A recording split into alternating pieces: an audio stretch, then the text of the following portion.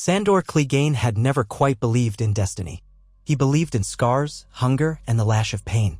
He believed in the sharp edge of a sword and the reality of blood on the ground, those visceral signs of life and death. The half-brother he had once followed and the lords he had once served, they were all the same to him, makers of promises that seldom came to fruition, guardians of illusions that shifted in the wind.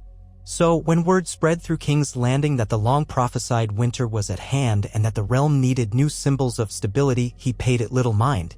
His thoughts were consumed with how to get away from that wretched city, how to avoid the serpentine cunning of the courtiers, and most importantly, how to keep living one more day without being trapped again in the same old webs. Yet fate, if it existed at all, took a strange turn. And it was that turn that led him, the Hound, to stand tall in front of the Iron Throne, a battered knight sworn in official capacity to the crown. How he ended up named Lord Commander of the Kingsguard defied all the assumptions he'd ever made about himself. He had tried to disappear after the Blackwater, that infamous battle in which wildfire consumed friend and foe alike, painting the night sky in a sickly green glare that would remain forever in his nightmares. He turned his back on the Lannisters and on King Joffrey, fearing fire more than he feared any mortal man or god. Once a terror across the battlefield, he had found in that moment of conflagration and chaos that his fear was stronger than his sense of duty. So he left. He abandoned the battle and saved his own skin. The only thing he might have done with a hint of conscience was to give the Stark girl, Sansa, a last chance to come with him and escape the city, but she refused. Her faith in the people around her, or in the illusions of gentility, was still too strong. Sandor left the city at night, a haunted man who had looked upon the flames and found himself unfit to serve. He wandered far, trying to hide from the world's expectations, and found refuge in quiet corners of the realm, living among simple folk, surviving on scraps. It was not a life of honor or pride. Yet, in a twisted way, he found it more honest than the life of false chivalry he'd lived before. But it was impossible to stay hidden forever. War ravaged the Seven Kingdoms, roads were fraught with outlaws, and anyone who once wore armor and had a name that frightened peasants became a target. Over time, whispers spread of the Hound still roaming the countryside. Some claimed he was reformed, tending to a small village as a man of labor. Others whispered of sightings of him as a butcher who broke men's limbs for a few coppers. None of these rumors held a grain of consistent truth. But one day, while he was in the Riverlands, a group of men clad in Lannister red found him sleeping by a burnt oak. They recognized him immediately, one did, at least, calling him Dog. He woke to a spear at his throat. They intended to haul him back for a bounty, or perhaps exact vengeance on behalf of old masters. Sandor fought viciously, but he was outnumbered. Before losing consciousness in the scuffle, he remembered cursing the names of every lord he'd ever served. If that had been his final day, he would have died in the mud, battered and filthy, with no sense of worth. But fate had other ideas. When he woke, he found himself not in a cell, but in a camp behind quiet lines. The tent, though not grand by a noble standard, was well kept. His wounds were bound with some measure of care. A young man, maybe 18 years of age, stood guard. Sandor expected immediate hostility, but the boy only asked if he was hungry and handed him a bowl of broth. Sandor eyed it with suspicion, but the gnawing hunger in him was too great to resist. After he drank the broth, the boy informed him that he had been brought here by order of some new power in the region. Sandor cursed under his breath, suspecting it to be one of the new factions vying for advantage since Tywin Lannister had fallen. Once, House Lannister had been unstoppable. Now they too had fractured. The war had ended, but the realm's tremors were far from settled. Days later, still sore and struggling to heal, Sandor was taken to see an old knight in battered, unornamented plate who was introducing himself as a loyal retainer of one Tommen Baratheon, King Tommen, who was but a boy in King's Landing. Apparently, King Tommen's loyalists had heard rumors of a wandering hound, a monstrous swordsman with a fearsome reputation. They were searching for any advantage they could muster. Sandor's name carried weight still. Before he could spit in the man's face, the old knight simply told him that they had no intention of returning him to King's Landing in chains. Instead, they were to bring him quietly to the capital for a potential arrangement. Sandor's first instinct was to tell them all to go to the Seven Hells, but he was weak, injured, and alone. They could have killed him. Instead, they treated his wounds. In the logic of a man who trusted no one, This was perplexing, if not downright suspicious. The journey south was both tense and oddly gentle. They traveled at night to avoid brigands, staying off the main roads. The men who accompanied him did not mock his scars or call him vile names. They did not attempt to dredge up old humiliations he had endured at the hands of Joffrey. Instead, they were focused on survival. Of the 3 knights in the group, one had lost a son at the Battle of the Blackwater and another had lost 2 brothers in the War of the 5 Kings. They spoke little, carrying that solemn knowledge that the realm had bled too much. When they finally saw the walls of Kings landing from a distance, Sandor's stomach knotted. He had fled this place out of terror, but also out of sheer disgust for what passed for justice in its streets. Yet here he was, chained by no bonds, only by a vague sense that he had nowhere else to go. He had never wanted or expected mercy, and so the lack of cruelty from these knights made him uneasy. By the time they entered the gates, the city stank worse than he remembered. The summer heat still lingered, as if refusing to yield to the creeping chill, and the combined odor of waste, animals, and sweat was overpowering. The new gold cloaks at the gate recognized the Hound but did not pester him.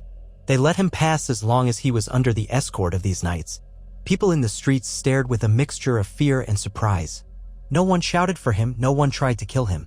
It was as though the city that had once known him was now so tired of war that it welcomed even a hound if it might keep the peace. The Red Keep was much the same, though the atmosphere was subdued. When last he had been inside those walls, they were filled with the shrieks and laughter of Joffrey's cruelty. Now a hush blanketed the halls. The banners still bore the sigil of the crowned stag and lion, testifying to the official rule of King Tommen, but the bustling sense of courtly life was missing. Instead, servants hurried to and fro with serious faces, and the occasional Lannister guard patrolled with a watchful vigilance. Word had it that the realm's newfound peace was tenuous at best.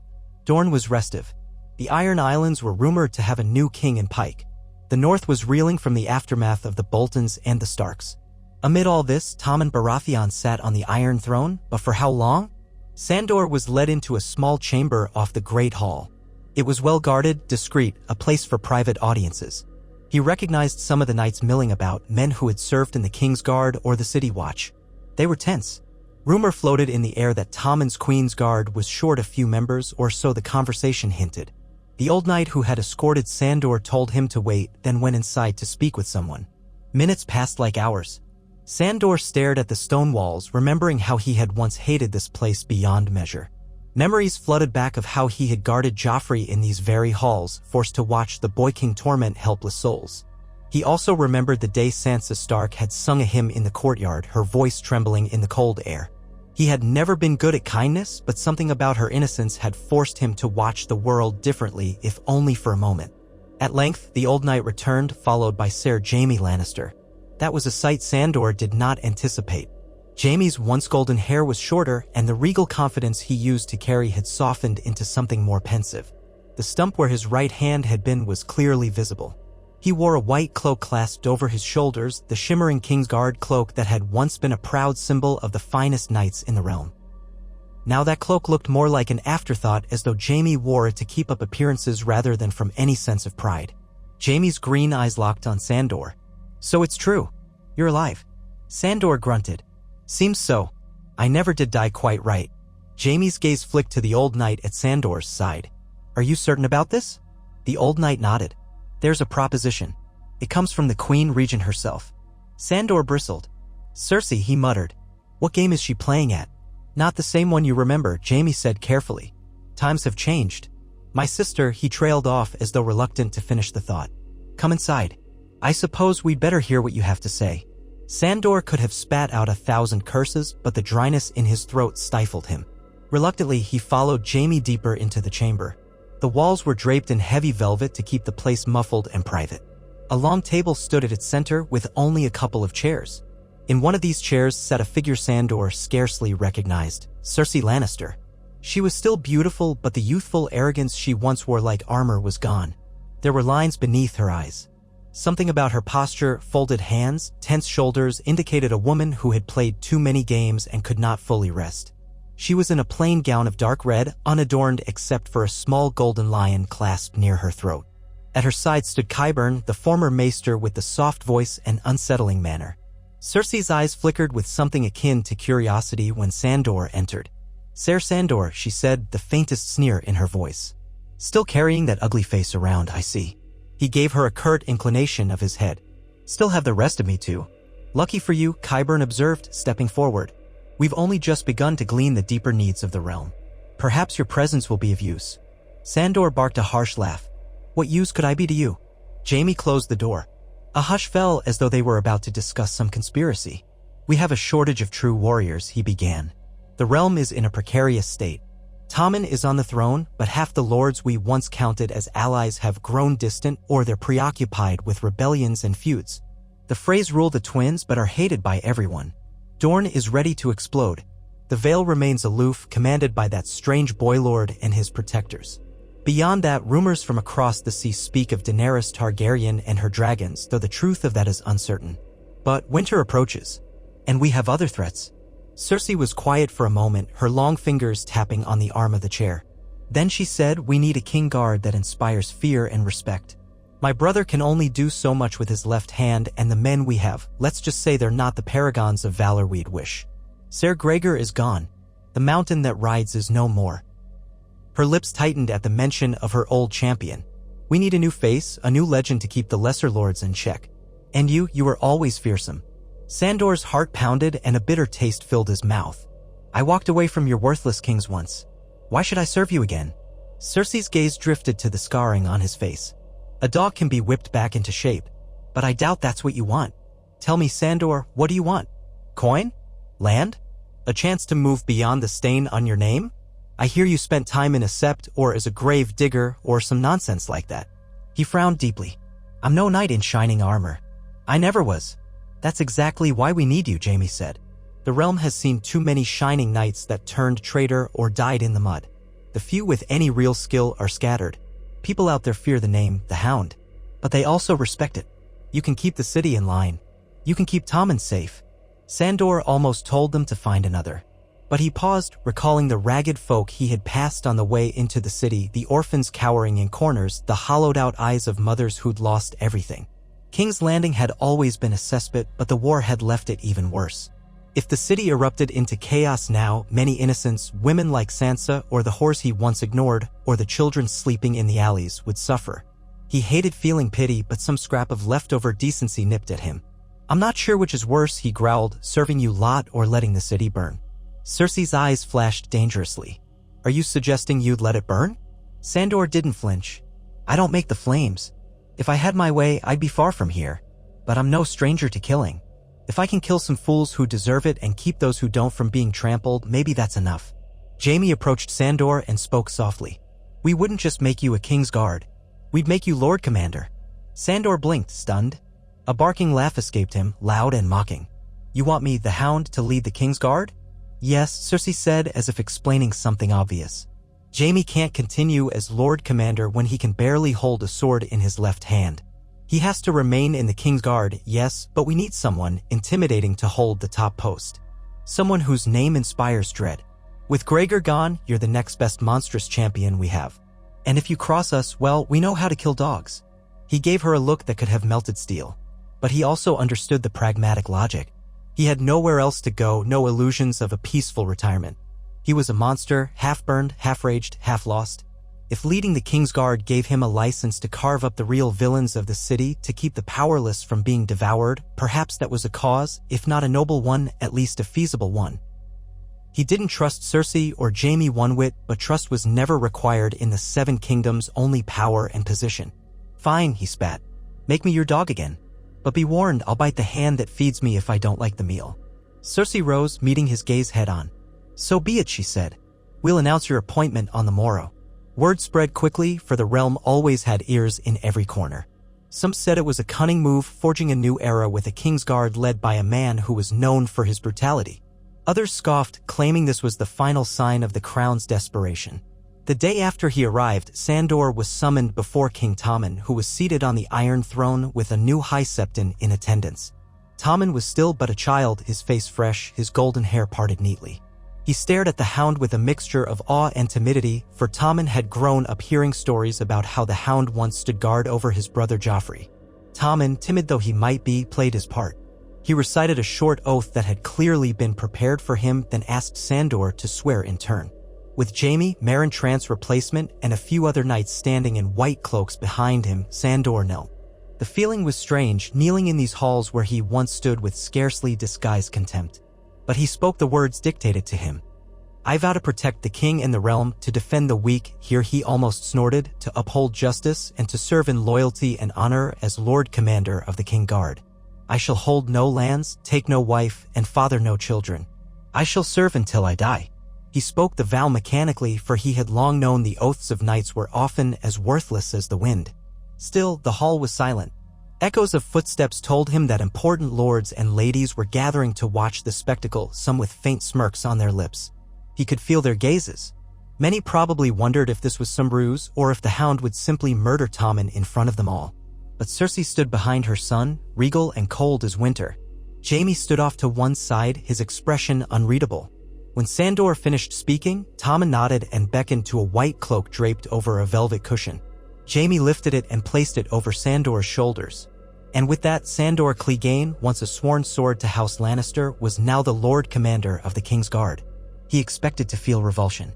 Instead, he felt an odd mix of resignation and a flicker of responsibility. If he was to do this, he would do it on his own terms. He would not become a mindless puppet. He would never again bow to cruelty for cruelty's sake. When the ceremony ended, a polite smattering of applause echoed through the throne room. The courtiers were unsure how to react to a known terror becoming their champion.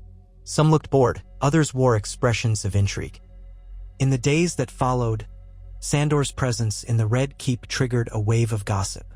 Servants would freeze when he walked by, unsure whether to bow or flee. Lords and ladies carefully avoided him if they could. A handful of knights offered him stilted congratulations, though he could see in their eyes that they questioned the queen's wisdom.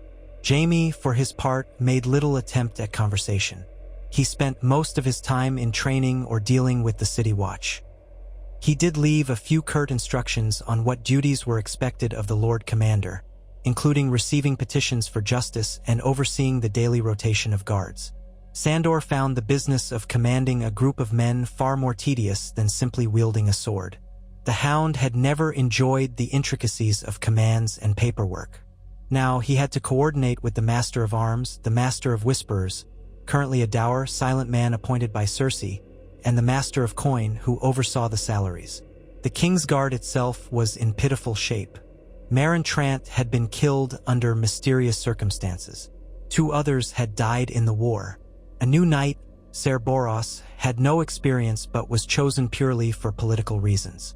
Another, Ser Treves, was rumored to have once been a Sellsword. Only Jaime remained from the old corps, along with Ser Balon Swan. Though Swan was decent enough, the group lacked cohesiveness. Sandor realized the crown was indeed desperate.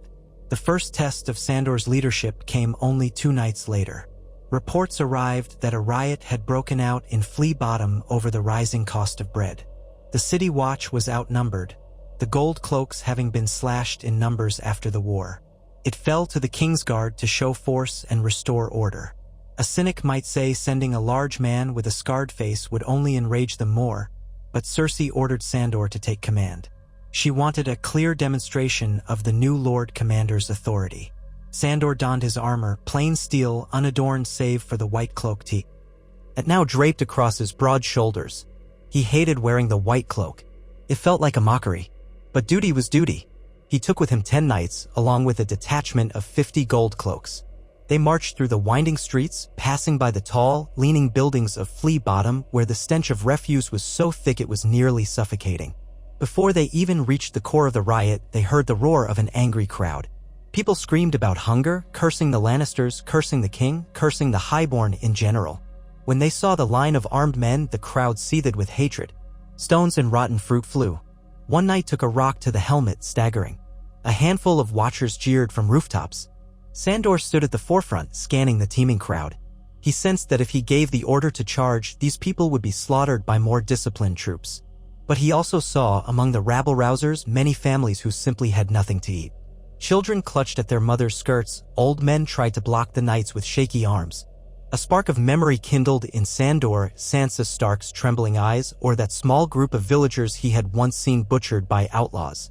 He thought, if I handle this as the Lannisters always do, we'll add more blood to the streets. A stone bounced off his breastplate. He said nothing. He advanced a step, sword in hand, but raised it so that the flat faced the crowd, not the edge. Stop your squealing, you fools, he roared, his deep voice carrying over the tumult. If you want to die, come at me. But if you've got mouths to feed, then use your bloody wits. A hush rippled outward. People recognized the Hound. Some cowered, others spat, but no one rushed forward. A gaunt man near the front clutched a battered pitchfork. We're starving, he hissed. We can't pay these prices. Sandor glanced back at the gold cloaks. Where's the grain meant for Flea Bottom? He demanded of the captain of the watch, who was mounted on a horse behind him. Stored in the city granaries. The prices go higher every day thanks to the war. Sandor eyed the riotous crowd, then spoke in a booming voice. We'll get some grain distributed. But if you raise arms against the crown, you'll taste steel. Anyone who wants bread form lines. Any bastard who tries to loot or stab, I'll kill myself. He glared around, making eye contact with as many as he could. Don't test me. The hush lengthened, broken only by the whimpers of hungry children. In the flicker of torchlight, his burned face must have looked especially fearsome because the crowd shifted uneasily. One or two tried to throw another stone, but they were quickly restrained by others who didn't want a bloodbath. Sandor ordered the gold cloaks to stand by. Slowly, gradually, the riot began to break. The people parted, forming uneasy clusters. Sandor barked at the watch captain to open the nearest granary and bring out bread. The city had reserves hidden away for the crown's banquets. It was time some of that was used. There would be a cost, of course, and no doubt the master of coin would resent the expense. But tonight, Sandor decided these folk would see that the new Lord Commander of the Kingsguard would not let them starve if it could be helped. Within an hour, loaves of coarse bread emerged from wagons escorted by gold cloaks. The crowd jostled, but under the watchful gaze of the Hound, they lined up. Mothers, children, old men all reached out with trembling hands. It wasn't enough to fill more than a single night's hunger, but it might stave off the worst of the riot. Slowly, the tension eased. The knights behind Sandor were astonished. They expected to unsheath swords and charge, but the Hound managed to quell the riot through intimidation and a sliver of mercy. When the situation settled, Sandor called out, next time, think before you take up arms. I'll not be so gentle. With that, he turned and marched back to the castle, cloak trailing behind him. The hungry watched him go, uncertain whether to see him as a protector or yet another sword of the nobility. In truth, Sandor didn't care what they thought. He only knew that piles of dead peasants wouldn't solve anything. A year or two ago, he might have run them through without a second thought, but too much blood had been spilled in this realm already. Cersei was furious. She had wanted a show of force, a reminder to the small folk to never challenge the crown. But when she confronted Sandor in the Great Hall the next morning, he simply said, they feared me. They backed down. Isn't that what you wanted? Jaime watched the exchange without comment.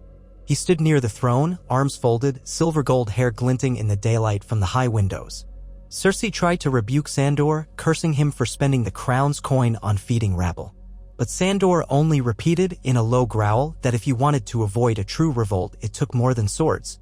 A strange flicker passed over Jaime's face, maybe something like admiration. In any case, Cersei realized she couldn't openly contradict the Hound without undermining the very reason she had elevated him. The realm feared the Hound, but if the Hound was seen as incompetent, that fear might turn on her. Word of his handling of the Flea Bottom riot spread through the city, and it wasn't long before it reached the ears of the highborn in their manors. Some were unimpressed, calling him a savage dog who only gave out scraps, but others viewed his actions as unexpectedly shrewd. There were even rumors that the new Lord Commander might not be as cruel as Joffrey, that perhaps a shred of real leadership lurked behind that burned visage. Sandor himself didn't give a fig for rumors. He was preoccupied with the daily tasks of commanding the palace guard, which included anything from thwarting minor intrigues to hosting training drills in the yard. In those training drills, he discovered that only Ser Balon Swan and Jaime had real skill among the Kingsguard. Jaime, hindered by his missing right hand, was still formidable but needed constant practice with his left. Ser Boros, the new knight, was all bluster and arrogance but clumsy with a sword. Ser Treves, the ex-Sellsword, had a cunning style but was not loyal to anything but coin, by Sandor's reckoning. The others were novices or placeholders. If a real threat came to King's Landing, like a Dothraki horde or an army of Northmen or, worse, White Walkers, this ragged group would be sorely tested. Sandor took his frustration out on them, drilling them hard. He had no patience for men who pretended at knighthood. If they wore a white cloak, they had to earn it. His methods were brutal, but he did not let cruelty overshadow skill building. Those who showed promise, he taught with genuine care, though he never let them see if he felt any pride. He would bark, "Your footwork sloppy," or "Hold that shield up, idiot, unless you want an arrow in your throat." But slowly they improved. Jaime took his lumps in the practice yard too, never flinching from the Hound's harsh corrections. Perhaps there was a grim camaraderie in that. Twice, Jaime and Sandor ended up fighting side by side to demonstrate technique. The younger knights looked on in awe, for even with a missing hand, Jaime Lannister was once called one of the best swordsmen in Westeros. Sandor, for his part, used raw power and cunning to press the advantage. Neither truly bested the other. Jaime had experience, Sandor had unstoppable force.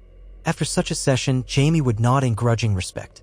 They didn't speak much, but a silent understanding grew. Each had lost something, Jaime a hand, Sandor his illusions of freedom, and both were stuck in service that might lead to doom. Meanwhile, as weeks turned into months, the realm's troubles expanded. Delegates arrived from the Iron Islands, seeking some arrangement of autonomy. Others came from Dorne, bearing all the old grudges from the death of Prince Oberyn Martell. The tensions in the Red Keep were thick enough to cut with a knife. Cersei grew more suspicious, drinking more wine late into the evening. Tommen was shielded from much of the turmoil, kept busy with basic lessons in statecraft. He looked up to Sandor with an odd mixture of fear and wonder. Sometimes Tommen would try to speak with him about swordsmanship or the duties of a Kingsguard. Sandor found himself giving the boy blunt but honest answers. Once Tommen asked, "Is it hard to fight for someone you don't really believe in?" Sandor stared at the boy, taken aback by such an earnest question. "You do what needs to be done," he replied after a moment. "Belief doesn't come into it." Tommen looked thoughtful. "I think it should." "Then think all you want," Sandor growled softly, though not unkindly. "But a sword's a sword. It don't wait for beliefs." Though Sandor expected such conversations to have no effect, Tommen's eyes shone with empathy. He seemed to recognize that behind the Hound's harsh words lurked a wounded soul. Tommen never pressed the issue further, but from that day on, he treated Sandor with a gentle courtesy. The Hound was not sure how to handle genuine courtesy from a king, especially after enduring Joffrey's cruelty. In a strange way, the boy's naive kindness unsettled him more than any threat ever had. As winter's chill finally descended, ravens brought word that Lady Brienne of Tarth was in the Crownlands on some errand. Sandor recalled crossing paths with her before. She was strong, loyal, and unstoppable once she set her mind to a cause. He half expected her to barge into the Red Keep in search of the Stark girls or to challenge him again. But she never arrived. The rumors said she was dealing with outlaws on the King's Road, trying to restore some semblance of order in Tommen's name, or possibly searching for someone. Sandor considered going to see her. Maybe he owed her a debt for that old confrontation, but he was too mired in his new duties, and there was always the chance that her presence would bring up questions about what had truly happened to Arya Stark, the younger girl that rumors said Sandor once traveled with. He decided to remain silent, burying the piece of his past as deeply as he could. What he could not bury, however, were the constant dreams that plagued him. At night, Sandor would see flames dancing, the wildfire from the Battle of the Blackwater swirling into the shape of a golden-haired boy who jeered at him. He saw Sansa, eyes rimmed with tears, singing a soft hymn as the city burned around them. He woke in a sweat, heart pounding, his face throbbing with phantom pain where the scars twisted his flesh. Sometimes he wished he could tear that memory from his mind forever. But each morning he forced himself up, donned the white cloak, and set about the tasks of the day. He had chosen, or been forced, into this life. He had to see it through. Word reached the castle that the Vale was stirring. A small host, commanded by Peter Baelish, Lord Protector for the young Lord of the Eyrie, was rumored to be heading toward the capital with uncertain intentions. Littlefinger, as he was known, was cunning and notoriously slippery. If he came to King's Landing, it might be to broker some advantage or to slide a knife into someone's back. Sandor stayed alert. He informed the Gold Cloaks to double their vigilance at the gates. He refused to let the city be caught unprepared. In time, Baelish did arrive, accompanied by a modest retinue of Vale Knights and a young boy with dark hair, the Lord Robert Arryn, fragile and sickly in appearance. They were formally welcomed into the Red Keep. Sandor observed them from a distance, noticing how Baelish's lips curled into a perpetual half-smile as though he found amusement in everything. The tension in the air was palpable.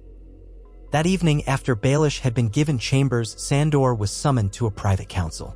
Cersei was there, along with Jaime, Qyburn, and a few other advisors. Baelish came in last, bowing politely in that mocking way of his. "My Queen Regent," he said smoothly. It warms my heart to see you again.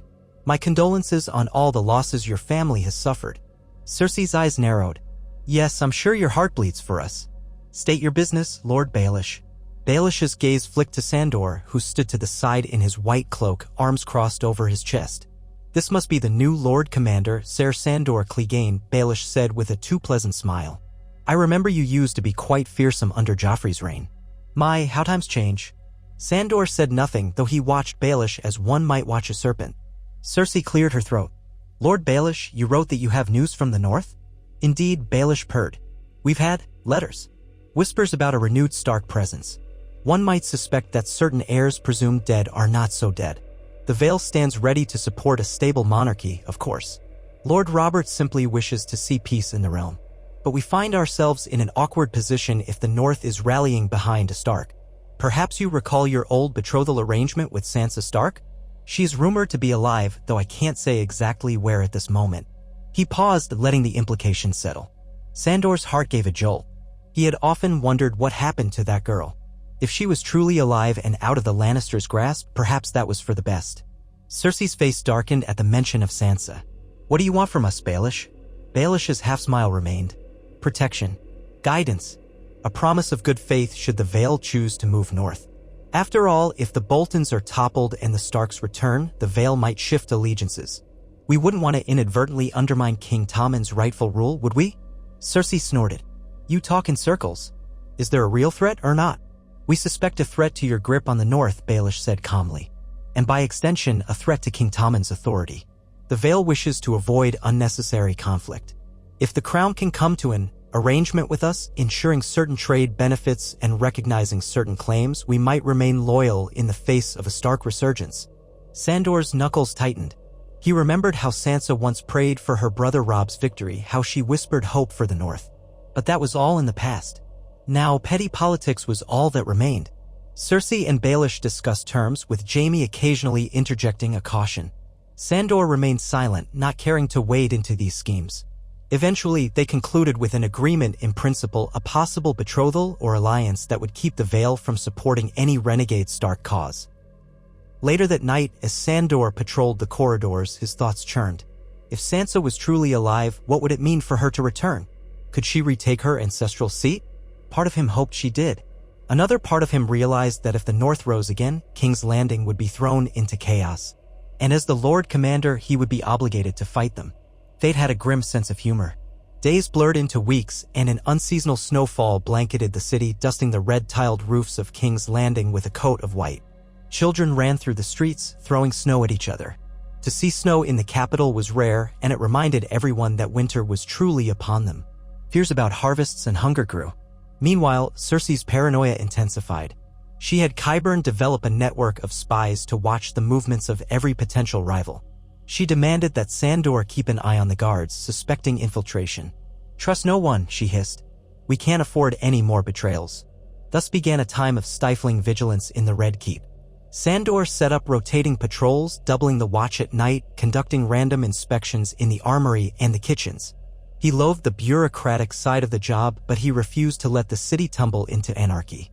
The small council bickered endlessly over how to prepare for winter. Grain shipments from the Reach were stalled, thanks to the lingering effects of the war. Even the Tyrells, who had once been so supportive, were now consumed by internal matters. The Crown's coffers were precariously low, forcing new taxes on a population already seething with resentment. Though many eyes watched him warily, Sandor had some strange supporters in the castle, men who saw his unvarnished approach to leadership as more genuine than the two-faced politicking that surrounded them. He found unexpected respect among certain city watch officers who appreciated that he handled the Flea Bottom riots without turning it into a massacre. He also had a grudging alliance with the Master of Arms, who recognized Sandor's relentless drive to train the knights properly. Such alliances were subtle, unspoken, but they gave the Hound a steadier base of authority. He was no spymaster, no cunning politician, but he was a man who got things done. In a city growing weary of empty words, that counted for something. Still, trouble brewed. One bitterly cold night, a messenger arrived from the west, riding a half-dead horse, announcing that a band of Sellswords had taken hold of certain Lannister mines in the hills.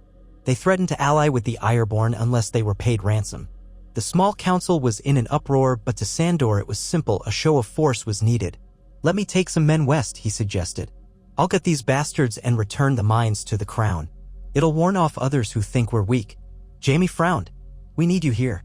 Cersei glanced at him, half considering. We have few enough men to spare, given the city's defenses. But yes, an example must be made. We can't allow petty brigands to claim Lannister property. In the end, it was decided that Ser Balon Swan would lead a small force west, leaving Sandor behind. Sandor didn't relish staying put, but he recognized it might be safer for the city if he remained. Balon left, and for a while, matters continued in uneasy stability.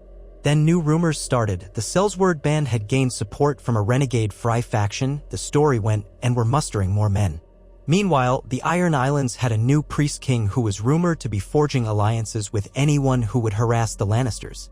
Each day, Raven scrolls arrived with contradictory accounts of battles or skirmishes. The tension in the Red Keep rose. If Balon failed, the mines and the vital wealth they represented would be lost. The city, already short on coin, couldn't afford such a blow. But in the midst of these external threats, a quieter menace lurked within the castle walls. Someone began sending letters to the heads of various households, letters sealed with an unknown sigil and interlinked swirl that no one recognized. The letters contained vague threats, cryptic messages referencing the hour of the wolf or the dog who would be king. The recipients were uncertain whether these letters were warnings of a northern invasion or some new coup attempt. Qyburn, in his capacity as Master of Whisperers, claimed ignorance of the source. Cersei raged, demanding to root out the conspirator. Sandor ordered additional security measures. The nights felt thick with potential betrayal. One frosty dawn, as Sandor was crossing the courtyard, he spotted a hooded figure skulking near the stables. He barked a command and 2 guards seized the figure. Pulling back the hood revealed a slight man with twitchy eyes. Searching him revealed a small satchel filled with parchments, each bearing that strange swirl and cryptic references to an hour of reckoning. UND. Our questioning, the man babbled about how he was but a messenger paid by an unnamed patron. He wouldn't reveal more, only sobbing that a woman in black had hired him. Sandor glowered. Break a few of his fingers, he told the guards, wanting more answers. They complied and the man shrieked in agony. But all that left his lips was a fervent mantra, it's coming, the hound will fall before the true wolf, all will burn. All will burn. The words slammed into Sandor like a hammer. Memories of wildfire flickered in his mind. He clenched his jaw. Throw him in the black cells, he snapped, a swirl of dread roiling in his gut. What new plot was this? A figure from the north? Some loyalist to the Starks bent on vengeance? Or was it another Baelish trick? He didn't know. But he felt the old fear creeping in, the fear of losing control, of being consumed by something unstoppable. He tried to shake it off by pouring himself into the training yard. Over the next days, he hammered away at the recruits and new knights, forging them into a more disciplined force. He demanded they run drills at dawn, tested them in close combat scenarios with battered wooden shields, and even introduced them to fighting in tight corridors should an assassin breach the castle. In these moments, he was in his element, barking orders, showing them how to hold a blade properly, ensuring each man could at least defend himself. He found a strange solace in this work, as though by forging stronger swordsmen, he could keep the flames at bay. Tommen occasionally visited the yard to watch. The Boy King seemed mesmerized by the clang of steel. One day, he approached Sandor. Lord Commander, he said timidly, would it be permitted for me to learn some small technique for defense? My mother says it's unseemly for a king to dirty his hands, but I want to be able to protect myself. Sandor studied him. The boy was too gentle for this world, but perhaps that's exactly why he needed some skill at arms. If you want to learn, then learn, he said. Grab a practice sword. A shocked hush fell over the knights in the yard. Kings rarely trained openly like common squires. But Tommen, swallowing hard, did as he was told. He lifted a light wooden blade, nearly dropping it from nerves. Sandor's voice growled instructions, spread your feet. Bend your knees. Don't grip too tightly. He guided Tommen through the basics. The boy's face was set with an earnest determination. Before long, Tommen managed a few clumsy parries. Sandor corrected his stance. Jaime, who had just arrived to watch, looked torn. On one hand, he might be proud to see his son, though officially his nephew, learning to defend himself. On the other, he knew Cersei would be furious if she found out. But Jaime kept silent. After a few minutes, Tommen's arms ached and Sandor ended the lesson. Enough. You're not half bad for a pampered lad. Practice more if you're serious about it. Tommen nodded, panting. His cheeks were flushed, but there was a glow in his eyes. Pride, perhaps. at having taken a step away from helplessness. Sandor felt a twinge in his chest, recalling how Sansa once tried so hard to remain dignified in a world that devoured innocence. If Tommen could gain a bit of strength, maybe he wouldn't be so easy for the realm's wolves and lions to devour. But that sense of possibility was short-lived, because trouble arrived that very night. A large-scale disturbance erupted in the harbor district, sparked by rumors that the crown was hoarding food while the people starved. Gold cloaks rushed to quell it, but a portion of the mob seized a Lannister ship carrying grain, setting it ablaze. The flames rose into the dark sky, illuminating Blackwater Bay with an eerie glow. Sandor felt his throat constrict at the sight of the flames, though they were not green this time. He ordered the knights to mount up and ride to the docks. When they arrived, chaos reigned. Civilians scattered in all directions. The fire was spreading to nearby vessels. Screams echoed across the water as men tried to put out the flames with buckets of seawater. Soldiers shouted feudal orders. Sandor forced himself to approach the blaze, ignoring the primal terror that threatened to lock his muscles. He barked at the gold cloaks to form a bucket line to keep the crowds back. He scoured the area for whoever had started the fire. He found only terrified peasants, some of them half-burned, weeping in the alleyways. One old fisherman clung to Sandor's leg, sobbing that everything was lost. Sandor gently, as gently as he could, pushed the man aside and bellowed for the crowd to disperse. The knights helped the watch regain control. By the time the flames were doused, the ship was a smoldering husk. Several other ships had been damaged. Dozens of people were injured, a few were dead. Returning to the Red Keep, his mind roiled with fury. Who had incited this? Another letter from that unknown conspirator? Or was it just desperation? And how many more nights of fire would he have to endure in this city? He couldn't stand it. Yet he was Lord Commander now. He had to stand it. Cersei demanded an immediate crackdown. She wanted arrests, punishments, executions to send a message. Sandor gritted his teeth. Killing them all won't solve the hunger problem.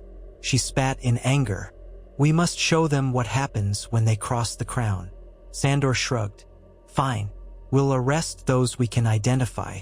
But half the crowd is gone now. Cersei's knuckles were white around her wine cup. Then arrest someone. Make a show of it. And so, in the following days, the gold cloaks rounded up a handful of suspected instigators. Some were petty criminals, some were just unfortunates caught in the wrong place. Many insisted they were innocent. A few might have truly been guilty, but at Cersei's command, at least half of them were hanged at the city gates as an example. Sandor presided over the hangings in grim silence. He remembered the night he had given out bread in Flea Bottom to avoid a slaughter. Now he was forced to oversee these executions. Duty, he reminded himself. It was all duty, no matter how foul. The people's mood did not improve. Fear sizzled beneath the surface. Fear of the cold, fear of hunger, fear of the noose. King's Landing had never been a paradise, but in these weeks, it felt more like a pressure cooker ready to explode at the slightest spark. Sandor patrolled day and night. The city might hate him, but they also knew his reputation. He caught glimpses of graffiti in dark corners, crude drawings of a hound devouring the city, or a monstrous dog in a white cloak. Yet he also saw graffiti praising a savior in the snow, referencing how he'd forced the distribution of bread. The contradictions mirrored his own, part monster, part guardian. When the next messenger arrived with dire tidings from the west, Ser Balon's swan was pinned down by the cell's word band. The letter said, outnumbered near the ruins of an old keep, Cersei and the small council panicked. If Balon fell, the Lannister mines would be lost. They needed an immediate response. Jaime stood by the table, frowning over a map. I should go, he said quietly. Balon needs reinforcements. You can't lead an army with one hand, Cersei snapped. Who will protect Tommen in your absence? Sandor watched them bicker. At last, he spoke up. I'll go. Cersei whirled on him. What? He met her gaze without flinching. If the Sellswords think they can carve off a piece of the Lannisters, maybe seeing the Hound in command will change their minds. Or I'll carve them up. Either way, we keep the mines. Jaime studied Sandor, then gave a curt nod. It might work. But who will defend Tommen here? Sandor took a breath. This was it, the choice to remain in the city or ride out and do what he did best, fight. Leave a few of your best knights. You can stay behind if you want, or you can come with me. But if I lead a relief force, I'll get the job done." Cersei scowled. "You would leave the city unguarded in these times of unrest?" Jaime interjected, "We still have the gold cloaks and a handful of sworn swords. The worst threats in the city are riots and rumors. The bigger threat to our power is losing those mines." Cersei paced. Her eyes flicked to Qyburn, who offered no immediate counsel. Then she nodded sharply. "Fine. Go. But do not fail. If the Sellswords take the mines, we won't be able to finance or hold here. Everything will collapse."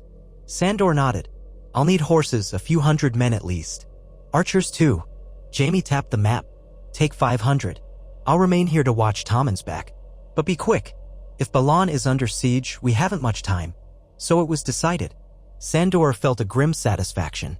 This was something tangible, a clean fight against scum. He was done skulking around the castle, dealing with conspiracies and court intrigues. He'd ride out and remind these brigands why they should fear the Hound.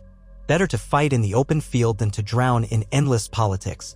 On the eve of his departure, as he inspected the men who would ride with him, he felt a stirring of something akin to purpose. He might be a half-broken man serving a queen he despised, but at least in the crucible of battle he knew what he was. He strapped on his sword belt, tested the heft of his shield, and gazed at the white cloak he was supposed to wear. With a snarl, he decided he'd leave it behind. He'd wear plain steel. If anyone had a problem with that, they could tell him after he'd saved their precious mines. At dawn, he mounted his warhorse, a massive, dappled gray that the stable hands had taken to calling Ghost. The irony was not lost on him, as Starkwolves were said to be ghosts in the north. He led the column of 500 men out through the city gates, their breath steaming in the crisp winter air. He didn't wave to the crowds or make any grand gesture, he simply rode with a stoic determination. The watchers on the walls murmured among themselves, some cursing him, others wishing him luck. The day was cold, the sky an iron gray. He glanced back only once, his scarred face set like stone, seeing the red keep's towers behind him. Inside those walls was a boy king who might be worth protecting, a cunning queen he despised, a half-hand knight who once was the realm's best. But out here, beyond the city, was his truer element, strife, survival, the chaos of battle. As the hooves thundered along the road, he gripped the reins tightly, ignoring the sting of the chill wind against his burned flesh. He was the Hound, Lord Commander of the Kingsguard, a twisted reflection of what knighthood was supposed to be. He rode forth to prove, in blood and steel, that he was the best weapon the crown possessed. Whether that would be enough to hold the realm together remained to be seen. But for now he had a mission, and Sandor Clegane had always known how to kill when he had to.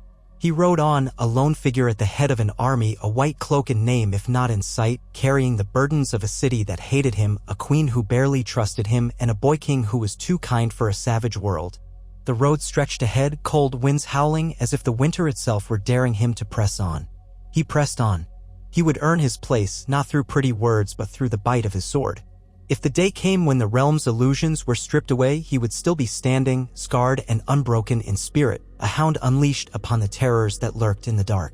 For once he allowed himself the faintest ember of resolve and almost hoped that he might forge a purpose from the ashes of a life spent in shadows. A hush fell over the men as they rode behind him, and the only sound that remained was the steady thunder of hooves echoing through the brittle air, carrying the Hound and the realm's uncertain future into whatever trials lay beyond the horizon. Sandor Clegane rode at the head of 500 men, every jolt of Ghost's hooves rattling through his armor. He'd left the white cloak behind in his quarters at the Red Keep, preferring plain steel and a thick cloak of dark wool for warmth. Snow drifted in lazy spirals from an iron-gray sky, gathering in the cracks of the road and piling along the edges of ditches. The columns of marching men behind him were silent save for the scrape of boots on frozen mud, the clank of armor, the shuffle of horses. Their breath clouded in the air, and the entire world felt cold, bleak, and tense. They traveled west along the old gold road, veering onto smaller paths wherever the main route proved too steeped in winter muck. The smell of rotting leaves mixed with the stench of horse droppings. Occasionally, they passed peasants huddled in crude shelters near the roadside, refugees from the war, or simply folk with nowhere else to go.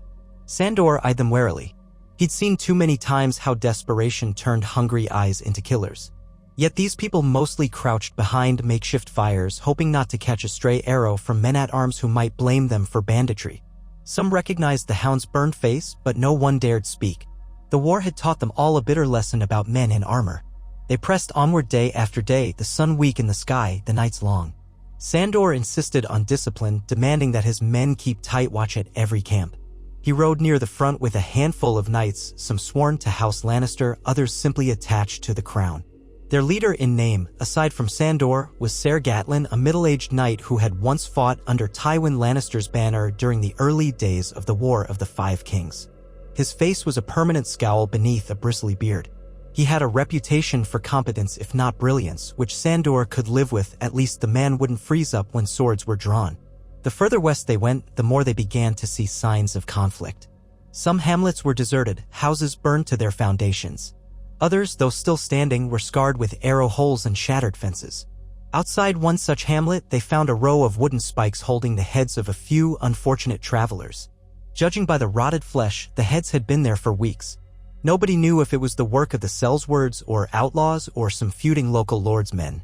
Sandor ordered them taken down and the remains buried. It was a grim start to their mission, a reminder that the Crownlands and the Westerlands were still riddled with violence despite all the talk of peace. At dusk on the 10th day, they reached a place where two hills sloped down to a half-frozen stream. The wind whipped snow across the water, a low moan in the bare trees. Sandor halted the column and gestured for Ser Gatlin to approach. "We'll make camp here for the night. Stay on guard. Light no more fires than we need. We don't want to signal our position to every brigand in the hills." Gatlin nodded. "Aye, my lord. But the men are bone cold. They'll want warmth. Let them build a single large fire, not a dozen small ones. We're not a traveling feast." Sandor knew these men had winter cloaks and rations of salt beef and hard bread. He did not relish their misery, but stealth mattered. Rumors said the Sellswords had scouts roving these roads, and he wanted to reach Ser Balon before any ambush was set. They bedded down in the shadow of old trees. Snow crunched underfoot and the wind hissed around the trunks. Sandor took the first watch himself, pacing along the perimeter with a torch in hand. He saw uneasy faces around him, young men, many likely new to soldiering, second or third sons looking to carve out a measure of glory in the service of the crown. Some had illusions that riding alongside the fearsome Hound would grant them instant renown. Others carried only dread. Sandor rarely spoke to them beyond the necessary commands, but his presence alone, the big man with the hideously scarred cheek, was enough to keep them alert. Wolves roamed these woods too, or so the stories went. Real wolves, not just men with swords. Sleep came fitfully when his watch ended. Even huddled in his cloak, the bitter cold bit into his bones, and dreams clawed at him. He saw flecks of green fire dancing over the waters of Blackwater Bay, a swirl of screams, a girl in the snow singing a wordless tune. He woke just before dawn with ice on his beard and a knot of tension in his stomach. Grumbling to himself, he rose, shook off the cold, and got the men moving. If they made good time, they'd reach the outskirts of the Lannister mines by midday. They broke camp, trudging onward. By noon, they started to see real signs of Lannister territory. Tall watchtowers built from pale stone, a stone bridge over the wide stream bearing the painted sigils of the Golden Lion. Even those towers showed scars of conflict, with arrow-scored walls and half-collapsed roofs. The men posted there were worn-looking, layered in furs over battered plate, bowstrings stiff from cold. When Sandor halted at the tower, the guard captain squinted at him. "Name yourself," he called from above. Sandor's voice cut through the icy air. "Sandor Clegane, Lord Commander of the Kingsguard. We're here to relieve Ser Balon Swan." A faint stir of recognition went through the men on the wall. "The Hound," one muttered. Then the guard captain told them to wait. Moments later, the gates opened and the captain, a short Westerlander with a missing ear, hurried out to greet them. "Beg your pardon, sir, but times being what they are, we can't be too certain. The Sellswords have turned cunning of late." Sandor dismounted, looming over the man. "Has Balon Swan passed by here?" "Aye, weeks past." He rode toward the hills, near an old keep called Ashford Tor. Not the same Ashford as in the Reach, mind you, this one's just a ruin, so old folks barely remember who built it. Balon's letter came back. He's pinned in the foothills, battered from every side. "How many Sellswords?" "Hard to say, sir, but rumor puts them at over 1,000. They've taken on outlaws and brigands too.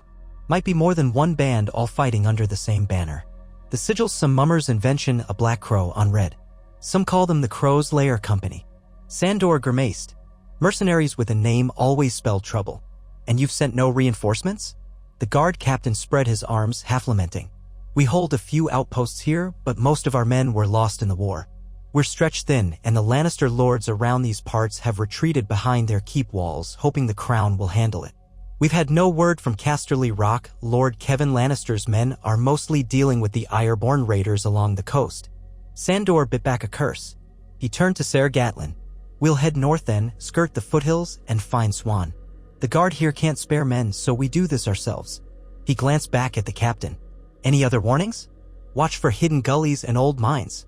The Sellswords have used them for ambush. They know these hills better than we do, or so it seems. Sandor gave a curt nod, mounted again, and led the column out. They followed a winding trail that ascended gently into the foothills. The terrain grew rocky, with pine forests clinging to slopes and outcrops of jagged stone. Snow lay thick among the trees. At times, the narrow path forced them to ride single file. Sandor kept his sword ready, scanning every ridge and thicket. He recalled battles in the Riverlands, how outlaws would hide among the trees, picking off stragglers. He would not let that happen here. Come dusk, they'd advance perhaps 10 miles from the watchtower with no sign of Ser Balan. Men were weary and anxious. Sandor ordered them to make camp in a defensible clearing at the foot of a cliff where at least one flank was protected by sheer rock. They posted double watch. Darkness fell early, the last light of day vanishing behind the mountains. The howling of wind through pines set many on edge. Near midnight, the alarm sounded sharp whistles from the sentries, followed by a clamor of confusion. Sandor sprang up, grabbing his sword and yanking on his helm. He rushed to the perimeter where men held torches and formed a ragged line. A volley of arrows hissed out of the dark. Several men cried out, clutching wounds. Sellswords, or some band of outlaws, had found them. On instinct, Sandor bellowed for shields to be raised, cursing the shadows. Then he saw them, shapes darting between snow-laden trees, the faint glimmer of steel. They loosed another volley of arrows. Sandor heard men scream, smelled fresh blood on the frosty air. He snarled, unafraid, as anger surged through his veins. Form ranks. Archers, return fire. Torchbearers, keep to the center. Ser Gatlin and a handful of knights rushed forward, swords drawn, while the foot soldiers huddled behind their shields. The men with bows released arrows wildly into the dark, but it was impossible to see targets clearly. Figures in black or dark leathers vanished behind pines. It was a textbook ambush. Sandor forced himself to stay calm despite the tension in his gut. He stormed to the edge of the camp, searching for any direct assault. Firelight from scattered torches revealed shadows flitting through the gloom. Then came the sound of a horn, a low, taunting note that echoed through the trees. The attackers weren't trying to overrun them, just harass them, keep them awake, sow fear. Typical mercenary tactic. He knew that chasing them blindly into the trees would end in disaster. The camp had to remain in formation. He roared commands to the men, telling them to hold and keep the torches high. Another flight of arrows whistled, then footsteps retreated into the darkness. By the time Sandor advanced with a small squad to the tree line, the attackers were gone, vanished among the pines. They left behind 4 dead men, each pinned by arrows, plus a handful of wounded. Cursing, Sandor scanned the shadows. The horn sounded once more from far off, then silence. One of the wounded men, an older foot soldier named Maynard, clutched an arrow in his thigh. Sandor knelt by him. "You'll live," he growled. "We'll see to it." The soldier nodded, pain etched in his face. Sandor motioned for another man to help carry Maynard to the makeshift infirmary area. Then he turned to Ser Gatlin, who stood panting, sword in hand. "We can't stay here," Sandor said. "They'll pick us off bit by bit." Gatlin wiped sweat from his brow. "Agreed, my lord, but it's dark. If we move now, we risk stumbling into another ambush." Sandor ground his teeth. The man was right. "We hold position till dawn, then break camp early. I want a tighter guard perimeter, any sign of movement, sound the alarm at once." So the night passed in fitful tension. Arrows fell sporadically, never in a concentrated rush. The Sellswords were toying with them, letting them bleed. Sandor stood vigil, jaw clenched against the cold, forcing himself to remain awake. He cursed under his breath. He'd come here to rescue Balan Swan, and already they were bogged down. By dawn's first gray light, the enemy was gone. The camp smelled of fear and spilled blood. The men muttered among themselves, furious and shaken. They marched as soon as it was light enough to see. The wounded who could still walk trudged along grimly, those who couldn't ride were carried on makeshift litters. Sandor put the archers on the flanks, scanning for movement in the woods.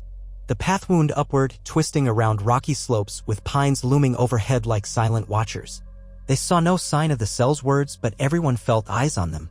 Snow began again, thick flakes drifting, threatening to blanket the trail and conceal any fresh footprints. The hush grew stifling, broken only by the crunch of boots and the labored breathing of men.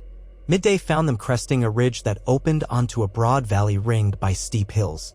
Within the valley stood the ruins of a keep, jagged walls and a few crumbling towers, half-choked by thick drifts of snow. Black crows wheeled overhead, cawing ominously. From a distance, Sandor could make out the huddled forms of tents around the ruin. Banners fluttered in the wind, some black on red, others unrecognizable. This had to be the main encampment of the Crow's Lair Company, or at least one of their strongholds. Ser Gatlin rode up beside Sandor, lowering his voice. "We found them. But where's Ser Balan? The letter said he was pinned in the foothills. Maybe he's holed up in that ruin." Sandor narrowed his eyes. He saw movement along the shattered battlements. Glints of metal indicated watchmen. Could be. Or maybe Swan is deeper in the hills. Either way, we won't get answers by standing here. He studied the valley carefully. The keep had once been significant, judging by the extent of its outer walls, but centuries of neglect had left it half-fallen.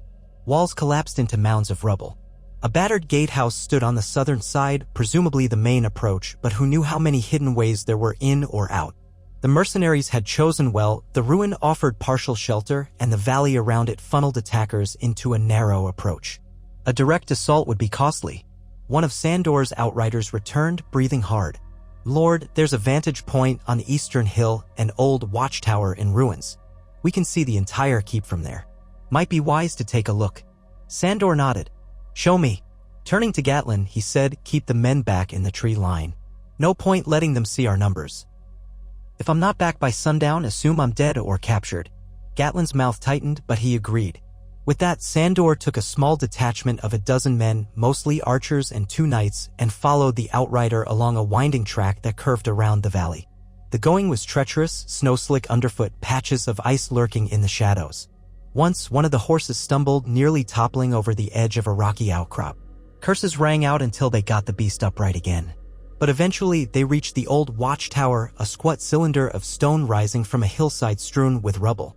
The top was half-collapsed, and inside, rotted timbers told of floors that had fallen ages past. From atop what remained of a parapet, they peered down at the ruin in the valley. Sandor's keen eyes took in the arrangement of tents, the guard positions, the faint glow of campfires. A half-dozen men patrolled the perimeter, clad in mismatched armor. Some carried long spears, others had bows slung over their backs. No banners of any great house flew, only the black crow on red. In the central courtyard of the ruins stood a tall figure in chain mail, gesturing to a group of men. Sandor couldn't see his face at this distance. He glanced around the perimeter. At the far side of the valley, near a craggy spur of rock, he spotted another cluster of tents, separated from the main camp. More crows circled that spot, which made him suspect bodies lay somewhere beneath the snow. "They're holding something or someone over there," he said quietly. "Could be prisoners." One of the knights frowned. "Could Ser Balan be among them?" Sandor ground his teeth. "No telling. But it's likely." He scanned the ridgelines. No obvious sign of another Lannister force. If Ser Balan was pinned here, he'd have tried to break out or send for help, so maybe he'd been taken captive. Or he was dead. "We'll wait till nightfall," Sandor said at last, "and do some reconnaissance. We're not storming that keep blindly." For the rest of the afternoon, they hunkered down. Sandor sent 2 archers to circle the hillside and see if there was a hidden path leading into the valley from above. Meanwhile, the men took turns watching the mercenaries go about their routines, standing guard, chopping firewood, dragging in a pair of dead stags from the forest. They even glimpsed a group of them practicing swordplay in the courtyard. Some carried themselves with the easy confidence of veterans. Crow's Lair Company indeed, these men were no mere rabble. They looked disciplined, used to warfare, well-armed. Where they'd gotten the coin for that gear was anyone's guess. Likely they'd looted it from the dead across the war-torn countryside. As the sun dipped, setting the snow-capped peaks ablaze with orange and red, Sandor's archers returned. They reported a narrow goat track on the northern side that led into the valley, but it was heavily watched, 2 men with crossbows perched on a crag overlooking it. Approaching unseen would be difficult. "We might do it in the dark if we're careful," one said. "But if they have torches or any vantage, we'll be exposed." Sandor mulled it over, eyes fixed on the keep below. A frontal assault would be suicide. We'd have to cross open ground under arrow fire. Our best chance might be a pincer. Half the men come from the goat track, the other half from the southern gate, forcing them to split their defenses. "Still risky," muttered one knight. Sandor nodded, grim. "Aye, war is risky. But if Balan's alive, we need to move quickly. Or else we leave him to rot, which the queen won't forgive." The men exchanged looks. They might have been fine leaving Balan if it meant avoiding this fight, but none dared say it aloud. Sandor was determined. He'd sworn to reclaim these mines and break the Sellswords. They withdrew from the watchtower carefully, returning to Ser Gatlin after twilight. There, in a hollow among the pines, Sandor laid out the plan. He spoke in a low voice, a ring of cold, tired men around him. The plan was simple enough. At first light, they'd split into two forces. Sandor would take 300 men around the ridge to the goat track, while Gatlin led the remaining 200 to the southern gate. Timing mattered. Once Sandor signaled 2 blasts on a horn, Gatlin's group would advance. With luck, the mercenaries would be caught between them, forced to fight on 2 fronts. Some of the soldiers shifted nervously. "What if they see us coming?" asked a young archer with sallow cheeks. Sandor grunted. "Then we fight. Keep your wits. They're men, not gods." A gust of wind blew snow into the camp, prompting everyone to huddle closer. They lit only a small fire for warmth, the flames casting flickering shadows on armor and grim faces. A hush fell as each man considered the possibility of death on the morrow. The Hound surveyed them with a stony expression. He was used to the fear men carried before battle. In his own way, he understood it. He'd faced enough horrors to know this was not something to relish. But if you had to fight, you fought. He told them, no matter what, stay with your squad. If you break ranks, you'll die alone. Night fell deeper. In the faint moonlight that filtered through snow-laden clouds, Sandor rose and walked the perimeter of the makeshift camp. A few men dozed fitfully, others stared into the darkness, lost in thought. He overheard one whispering a prayer to the 7. Another recited old lines from the faith. Sandor felt no kinship with gods or prayers. He'd long since seen the hypocrisy of so-called holy men. But he did feel a certain weight in his chest, a grim acceptance that tomorrow they might all be bleeding out in the snow. Sleep, when it came, was haunted by visions of wildfire again, the dreaded green that once licked the sky over Blackwater Bay. Then the dream shifted and he saw Sansa Stark singing to quiet the demons of war. A child's lullaby echoed until it morphed into the howling of wolves, and he jolted awake, drenched in cold sweat. It was still dark, the embers of the fire glowing faintly. Morning would come soon, and with it the test of steel. They rose before dawn, stamping their feet against the cold. Snow had fallen heavily in the night, blanketing the ground anew. Moving through it would be a slog, but the advantage was that tracks might be partly concealed. Ser Gatlin organized his group, giving quiet orders. Sandor led his 300 men along the ridge, picking their way carefully. White frost clung to the bristles of his hair. In the half-light, they glimpsed a swirl of snow whipping through the pines. Each step felt heavier, the slope steep and slick. The men muttered curses under their breath, but they pressed on, trusting in the Hound's silent resolve. Within an hour, they neared the northern approach. The goat track angled downward, flanked by crags and pine stands. Snow-laden branches drooped, occasionally shedding clumps of powder that fell on the men's helms. Sandor halted them in a secluded hollow. Ahead, perched on a rocky outcrop, were 2 figures in dark cloaks, crossbows at the ready, the watchers the archers had reported. The Sellswords were clearly vigilant. One of them paced back and forth, scanning the area below. The other stood with his crossbow aimed at the slope, as if expecting company. Sandor beckoned 2 of his best archers forward, men named Lewin and Quent, both with decent aim. They took positions behind a fallen log, stealthy as possible. On Sandor's signal, they loosed arrows. The watchers hadn't even spotted them before both took hits. One was struck clean through the neck, toppling forward off the outcrop with a gurgled cry. The other was hit in the shoulder and tried to stagger back, but Quent's second arrow finished him. The crossbow clattered to the rocks. The watchers were dead in moments. No horns blared, no alarm was raised. Luck had favored them, or skill, or both.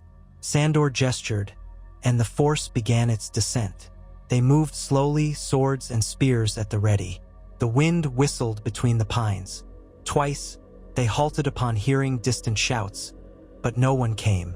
Presumably, the Sellswords closer to the ruin hadn't realized their northern outpost had fallen silent. At last, they reached the lower slopes, where the valley's bowl spread before them, the ruin of the keep to the south. Across the open ground lay tents, a few campfires glimmering in early dawn. Sandor's breath billowed in white puffs as he paused behind a boulder, surveying the near side of the camp. A handful of mercenaries sat around a fire, oblivious, their silhouettes distinct in the cold light. Farther on, a picket line for horses. Beyond that, the broken walls of the keep loomed. He needed Gatlin's force in position on the south side before attacking. They'd agreed on a sunrise timeline, but everything took longer in the snow.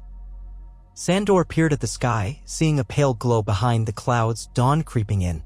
He counted heartbeats, adrenaline tightening his chest. At last, faintly echoing across the valley, he heard a single horn blast. That was Gatlin's signal he'd reached the southern gate. It was time. Sandor raised his arm and bellowed forward. The first arrow soared from one of his men, striking a mercenary near the fire. A shout of alarm erupted. His 300 poured out from the tree lean and boulders, feet churning through snow. Startled Sellswords scrambled for weapons, some fumbling with half-eaten rations. A few arrows flew from the mercenaries' side, but the early volley was disorganized. Sandor led from the front, sword in hand. He barreled toward the cluster of men near the fire. One tried to raise his spear, but Sandor batted it aside with a savage blow. He slammed his blade into the man's chest, felt the crunch of bone, then yanked it free, ignoring the spatter of blood that stained the snow.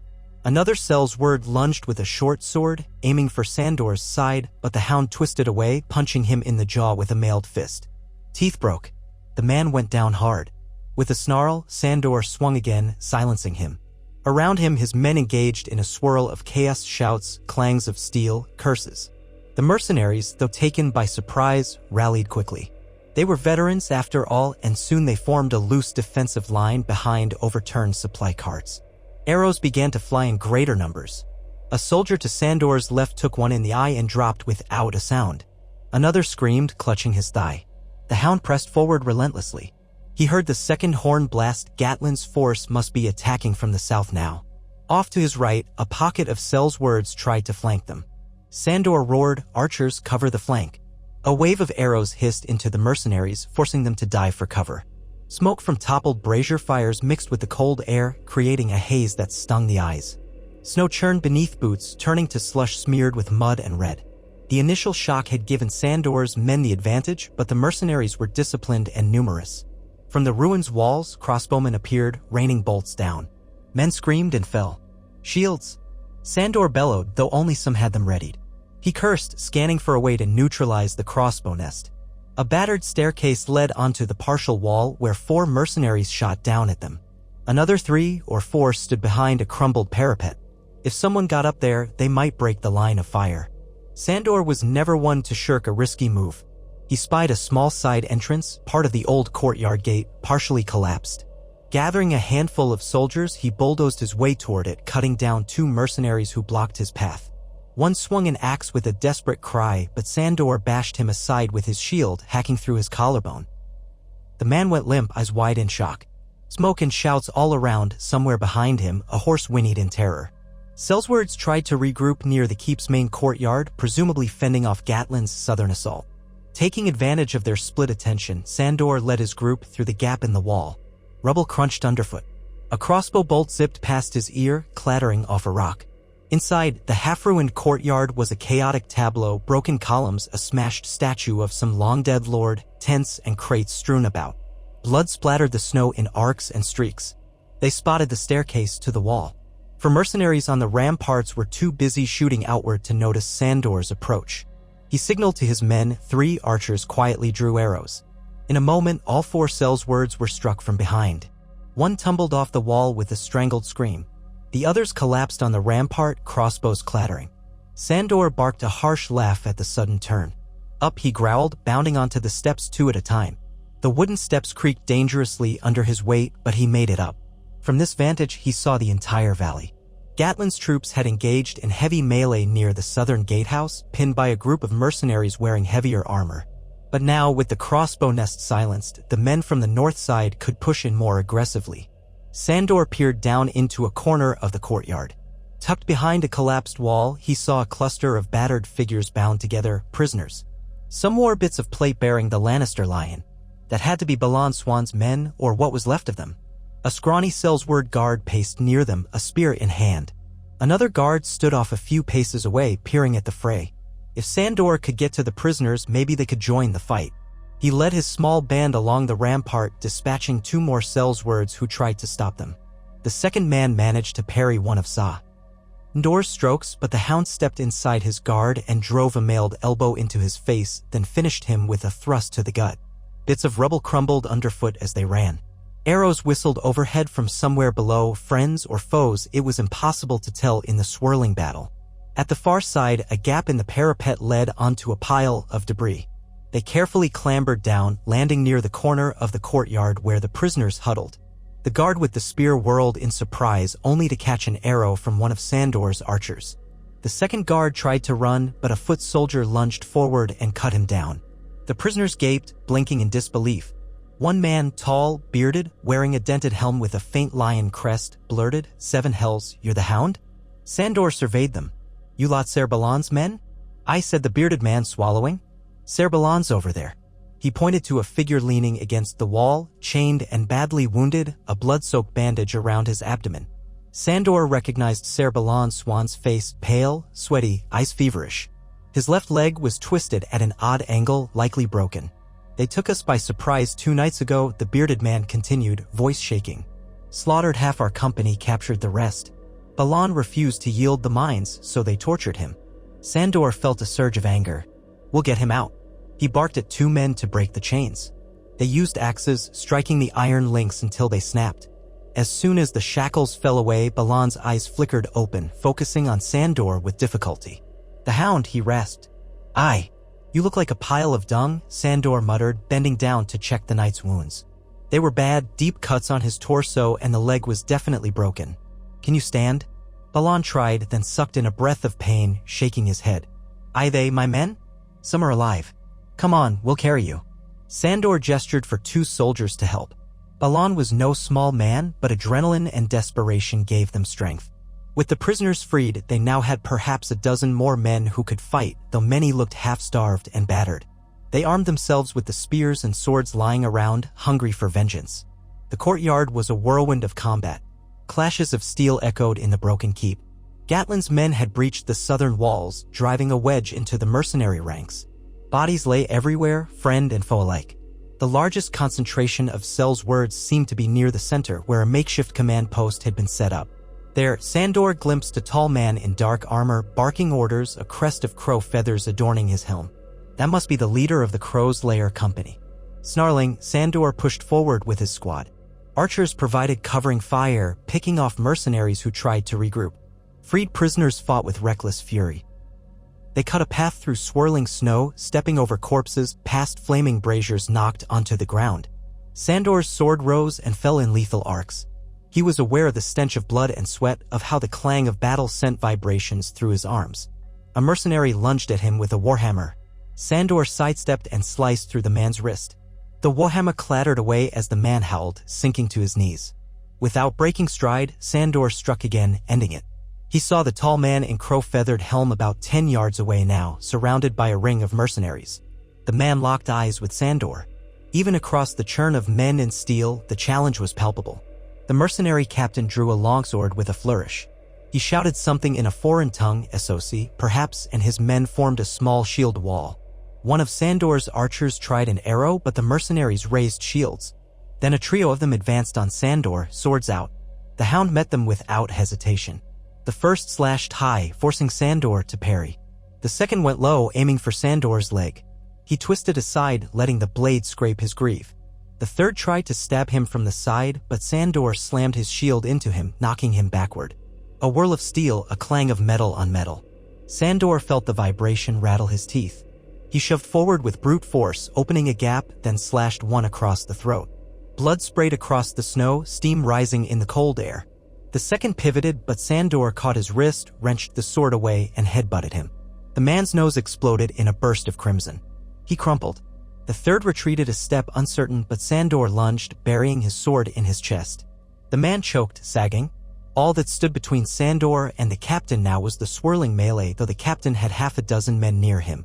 Realizing the tide was turning, the Sellsword leader called out and his men began a fighting withdrawal. They backed away from the courtyard toward a gap in the wall. Possibly they hoped to slip away into the valley, regroup, or flee. Sandor roared, "Don't let them escape." Around him, both Gatlin's troops and the freed prisoners closed in.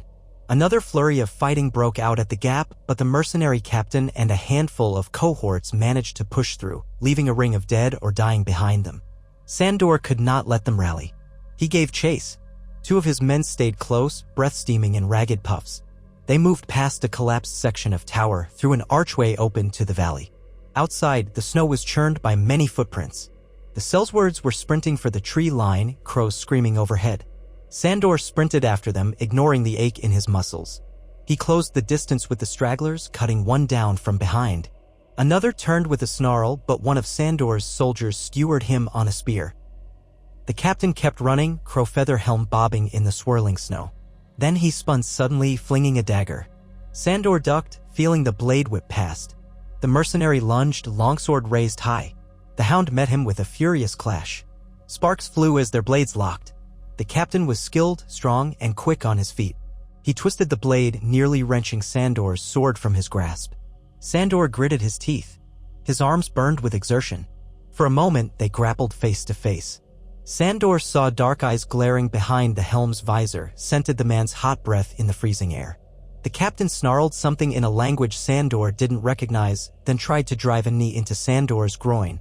The Hound angled away, responding with a vicious elbow to the side of the man's head. Feathers scattered from the helm as the force made the captain reel. Seizing the opening, Sandor swung a brutal overhead slash. The captain parried, but not fast enough. The strike bit into his shoulder, punching through mail. Blood spattered onto the snow. The man let out a ragged cry and staggered back. Desperate, he slashed wildly at Sandor's face. Sandor barely dodged, the tip carving a shallow cut across his cheek. Pain flared, warm blood trickling down over old scars. With a roar, he hammered his blade downward again. This time, the captain's parry was weaker. Sandor's sword crashed past the man's defense, cleaving into his collar and chest. The crowfeather helm snapped back, the body crumpling. With a final rattling breath, the captain collapsed into the snow, dark blood spreading. Panting, Sandor kicked the corpse aside, scanning for more foes. The few mercenaries who remained were fleeing into the trees, some limping, some dropping their weapons to run faster. Sandor watched them vanish into the pines. Let them run. They'd have no stomach to regroup after seeing their captain butchered. One of Sandor's soldiers approached, gazing at the fallen man with awe. "You got him, Lord Commander." Sandor wiped his bloodied sword on the snow. His cheek stung from the cut. "Check if he's still alive. If he is, we'll get answers." But a quick inspection showed the man was beyond saving. Sandor spat, cursing softly. It might have been useful to interrogate him, find out who had hired the Crow's Lair company. Were they truly just marauding for gold, or did some highborn pay them to harass the Lannisters? Now that secret would die with him. He turned back toward the keep, heart still pounding. The main battle had subsided. He could hear the shouts of men calling for medics, the weeping of wounded. Smoke hung in the frigid air. Inside the courtyard, a ragged cheer went up from a cluster of Gatlin's troops who had cornered the last pockets of resistance. Sandor strode past the broken walls, taking in the carnage, bodies strewn, tents slashed, scattered gear. Everything was spattered in red. A few Sellswords knelt with their hands raised, surrendering. Gatlin's men watched them warily. Sandor nodded in approval. Prisoners could be interrogated. Ser Gatlin emerged from behind a toppled statue, helmet askew, his face streaked with soot and blood. "We have it, my lord. The keep is ours. They're either dead or fled." He glanced around. "We lost many, though." Sandor grunted, scanning for Balan. He spotted the knight propped against a chunk of masonry, some soldiers administering first aid. "Keep him alive," Sandor ordered, approaching. "We need him to confirm the mines are secure." Balan's eyes fluttered open. He managed a faint nod of acknowledgement, though he looked near death. "Can you speak?" Sandor asked him. Balan swallowed hard, wincing. "Barely. The mines to the west, 2 miles from here." The Sellswords took control of the entrance, forced the workers to slave under threat. He paused to catch his breath, clearly in pain. "We tried to dislodge them, but they had more men than we expected. They tortured me for the mines' locations, the hidden tunnels, everything. Then they holed up here when they heard reinforcements might come." "And the gold?" Balan coughed, flecks of blood on his lips. "Still there, as far as I know. They didn't have time to cart it away." Sandor nodded. "We'll see to the mines.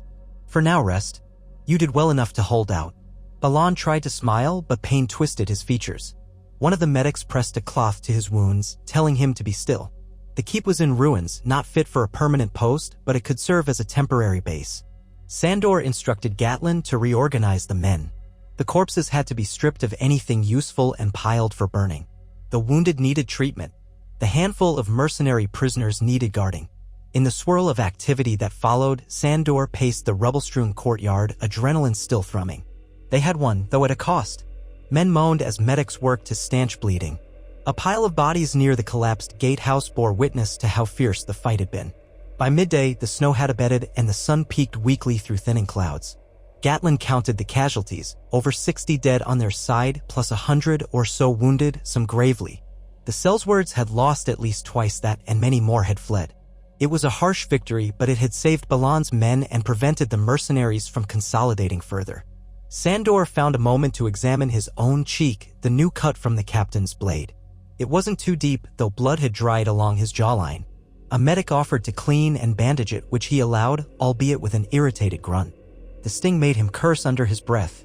"I'll live," he said when the medic asked if he needed more. "Just do your job with the men who are worse off." With the keep secured, the next task was confirming the status of the mines. Balan, fading in and out of consciousness, had enough presence of mind to say they guarded the entrance with at least 20 men. "Not sure how many remain now." He gestured vaguely westward. "The entrance is in a narrow valley. An old watchtower stands at the mouth." Sandor debated whether to leave a large force to hold the keep. In the end, he decided that with the mercenaries scattered, a token garrison would suffice. Ser Gatlin could remain with a portion of the men to secure the area, tend to the wounded, and glean what they could from the prisoners.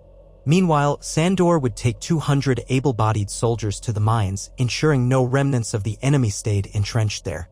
It was a risk to split forces, but speed mattered. If the Sellswords regrouped or if new foes arrived, they could lose the mines again.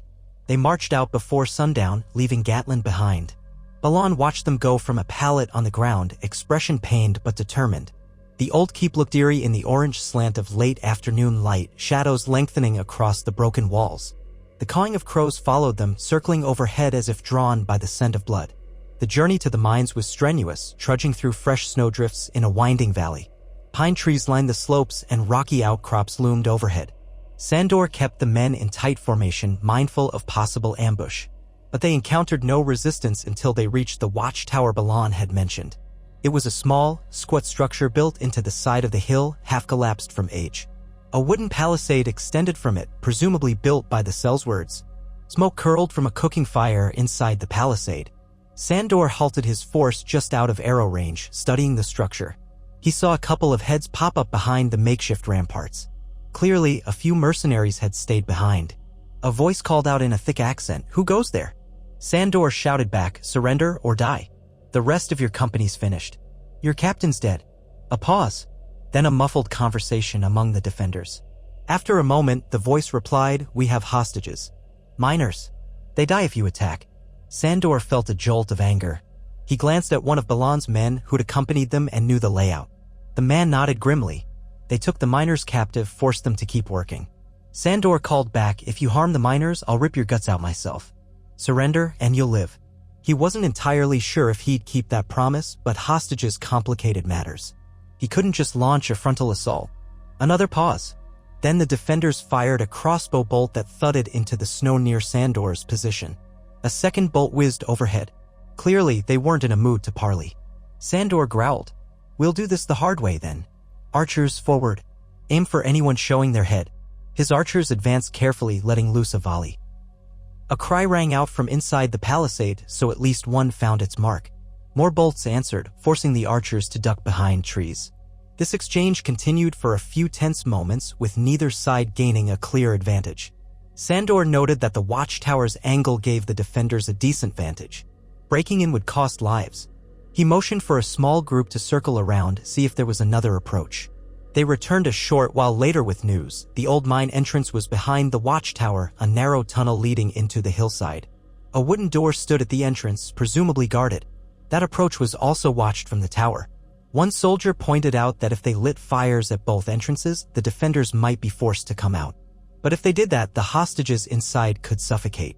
Sandor thought fast. Taking the position intact would be best. The miners were innocent, forced to toil for these scum.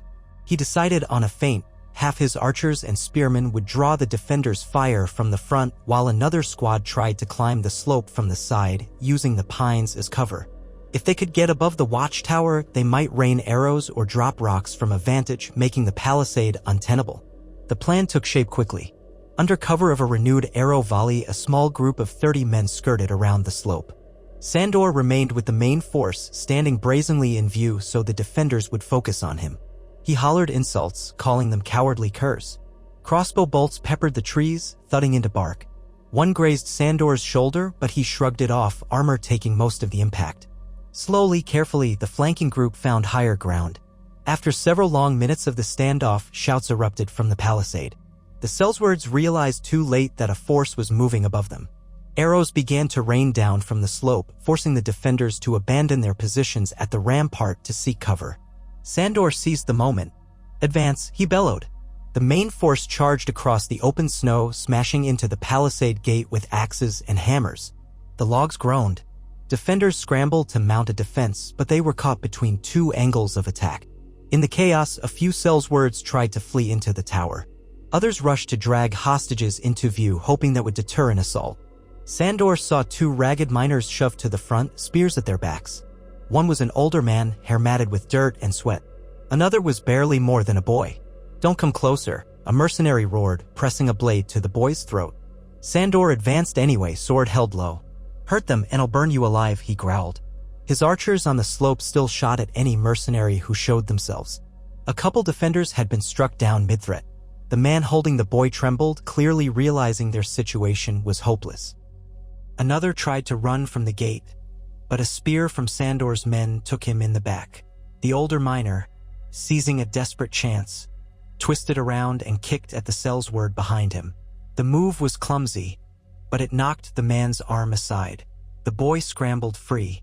A crossbow bolt from above took the attacker in the chest. That was all the impetus the other defenders needed to break. They threw down weapons or tried to bolt into the watchtower. Sandor's men surged forward, crashing through the battered palisade gate. Within moments, the place was theirs.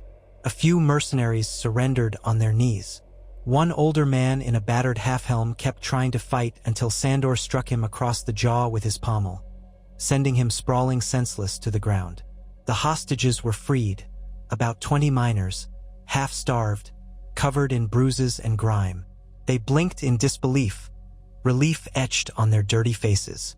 Some wept, clutching each other. Sandor strode among them, grim-faced. "Any more inside?" he asked. One miner nodded, pointing toward the mine entrance. "They forced some of us to keep digging. At least a dozen still below." Sandor ordered a squad to search. They found the tunnel door locked. A few swings of an axe broke it down, revealing a damp, torchlit passage descending into the earth. The next minutes were tense, as Sandor's men ventured inside, hearing the echo of distant picks on stone. Eventually, they emerged with more miners, exhausted, blinking at the sudden brightness of the outside world. The mercenaries guarding them had apparently fled deeper into the mine, but there were no other exits. Sandor's men tracked them down in the warren of tunnels, capturing or slaying them one by one. A few pockets of desperate resistance flared, but the outcome was inevitable. Soon, the entire mine was under the Crown's control once more. When it was done, Sandor stood at the tunnel entrance, gazing at the freed miners as they tried to warm themselves around a crackling fire. The ground was littered with footprints, bloodstains, broken crossbows. The air smelled of damp stone and sweat. One older miner mustered the courage to approach Sandor. "U.S. Avid our lives," he said in a trembling voice. "We owe you thanks, sir." Sandor grunted, uneasy with gratitude. "I did what I had to. Get some food and rest. We'll see about sending you back to your families or what's left of them." The man nodded, tears in his eyes, but Sandor turned away. He never knew how to respond when folk thanked him. A lifetime of brutality had not prepared him for expressions of genuine relief or admiration. Surveying the watchtower courtyard, he saw the surviving Sellswords herded together by his men. Some had minor wounds, others just looked terrified. A handful spat curses or demanded ransom. Sandor ignored their bluster. The Crown might interrogate them or simply hang them. He didn't care so long as they no longer harmed innocents. A few heavily wounded mercenaries moaned in the snow, slipping into delirium. Sandor might have felt pity once, but these men had enslaved and tormented others for gold. They'd chosen their path. That night, they fortified the watchtower as best they could, patching the palisade. The freed miners huddled in a storehouse, grateful for any shelter. Sandor's men took turns on watch, though after the day's events, they doubted any large threat remained. The Crow's Lair company was well and truly smashed. Some might be skulking in the hills, but they lacked leadership or morale. Yet Sandor couldn't shake a restlessness. He paced in the dark near the watchtower's remains, staring out at the moonlit slopes. The cut on his cheek throbbed. He wondered if returning to King's Landing with this victory would truly matter. The city was still a powder keg. Cersei's brand of rule fed discontent. The realm was fracturing under Winter's grip. Another wave of fury threatened to boil inside him at the thought of what these damned Cell's words had done. So many dead men, so many fatherless children now. All of it for the shine of gold in a mine.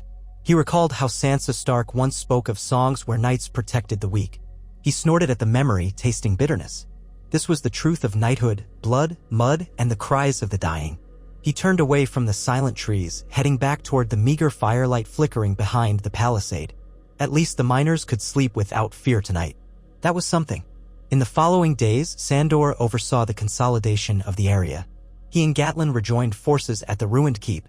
Balon Swan was slowly healing but still in no condition to ride.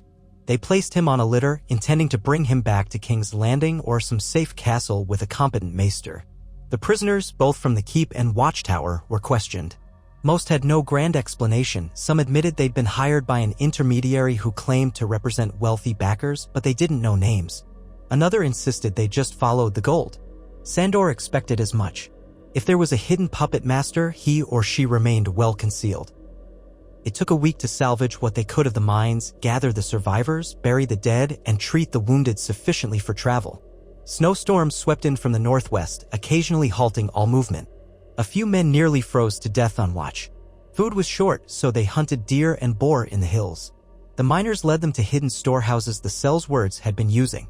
Inside, they found sacks of grain, barrels of salted fish, and a small fortune in stolen valuables, chalices, coins from various realms, jewelry. Likely spoils the mercenaries had seized from caravans or outlying villages. Gatlin insisted it all be catalogued for the crown's treasury. Sandor rolled his eyes at the formalities but complied. "Let's just get it done and head back," he said. A message was dispatched to Kevin Lannister's forces, letting them know the mines were reclaimed. Another was sent to King's Landing with a raven from the old keep's rookery.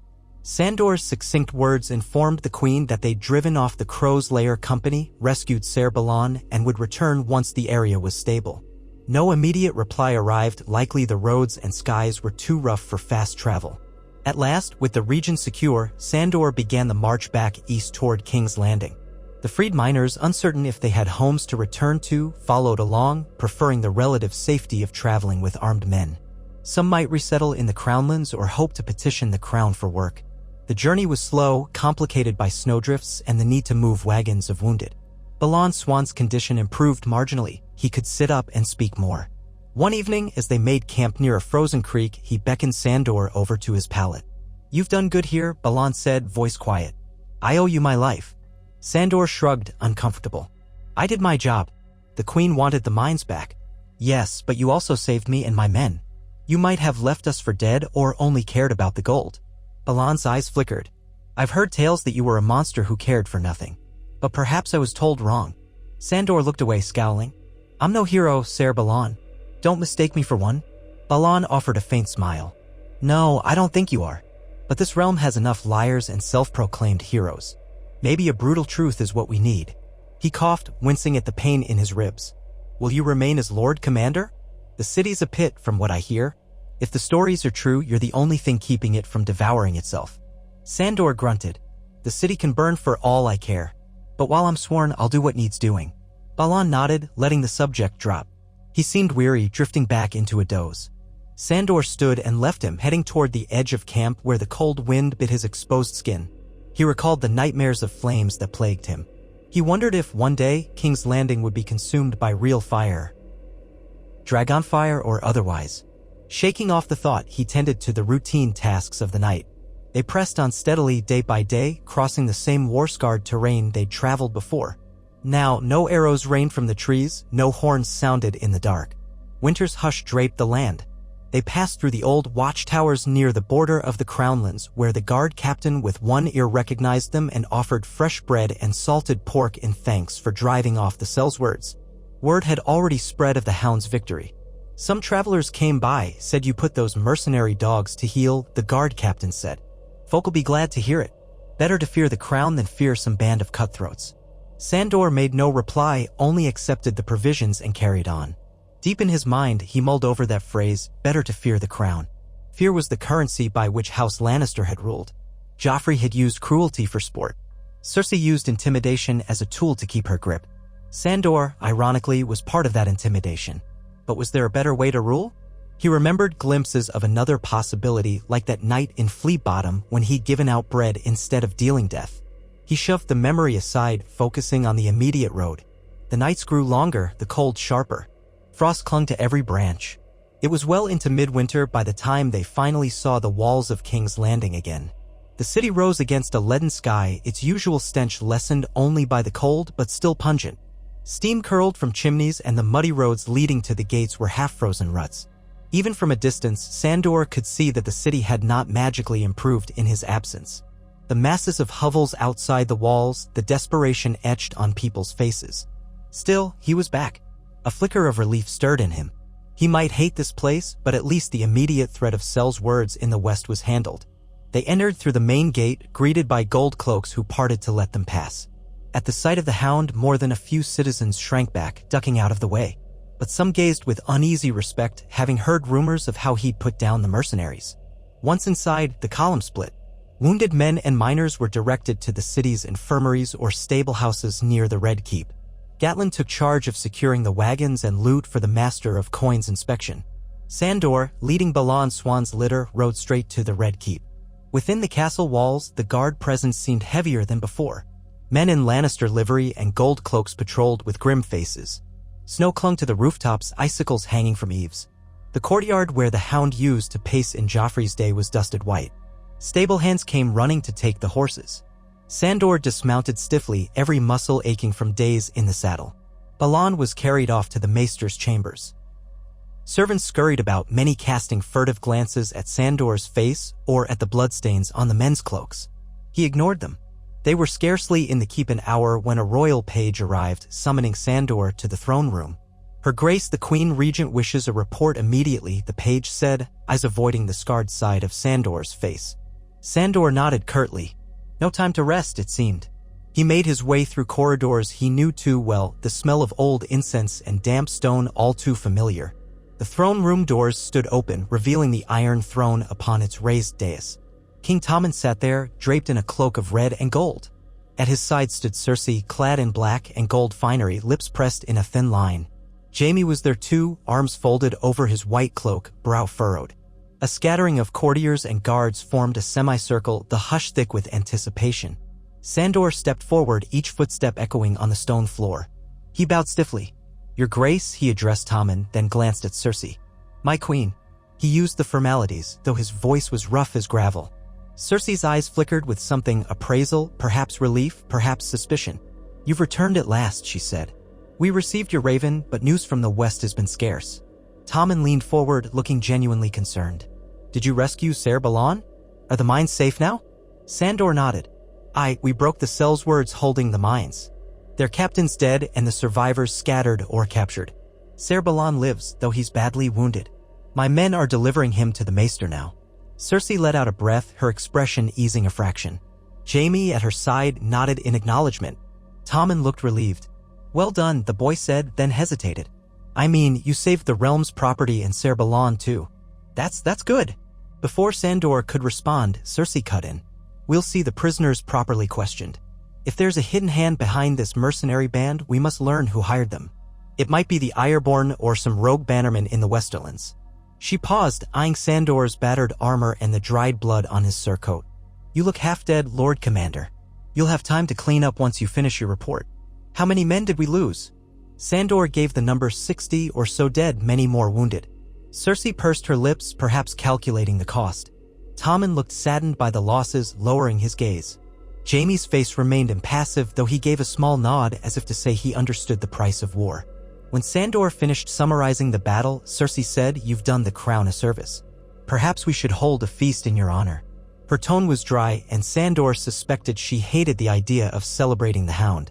But it might be politically useful to showcase a victory. The court was always hungry for displays of power.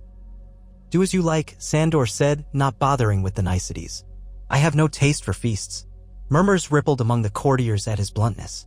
Tommen gave a hesitant smile. "Mother, maybe we can keep it modest. After all, we must be mindful of the winter stores." Cersei inclined her head to Tommen, a gesture that looked slightly forced. "Yes, of course.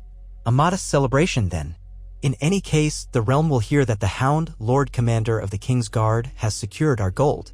That should quell some of the unrest. My brother and I have heard grumbles in the city, food shortages persist, discontent simmers. But perhaps this victory will remind them the crown is strong." Tommen's gaze flicked to Sandor. "You look worn. You have my leave to retire and recover. Tomorrow, perhaps we can discuss the finer details. I'd like to hear how the miners are faring." Sandor bowed again, hiding his surprise at Tommen's courtesy.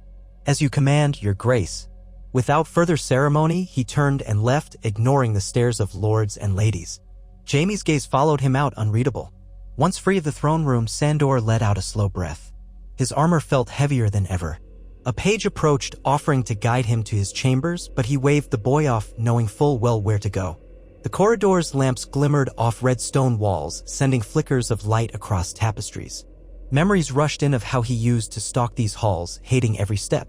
Now he was Lord Commander, impossible to forget, yet still surreal. He reached his quarters, a modest set of rooms near the Kingsguard's wing. He stripped off his armor, piece by piece, grimacing at bruises. The slice on his cheek had reopened slightly.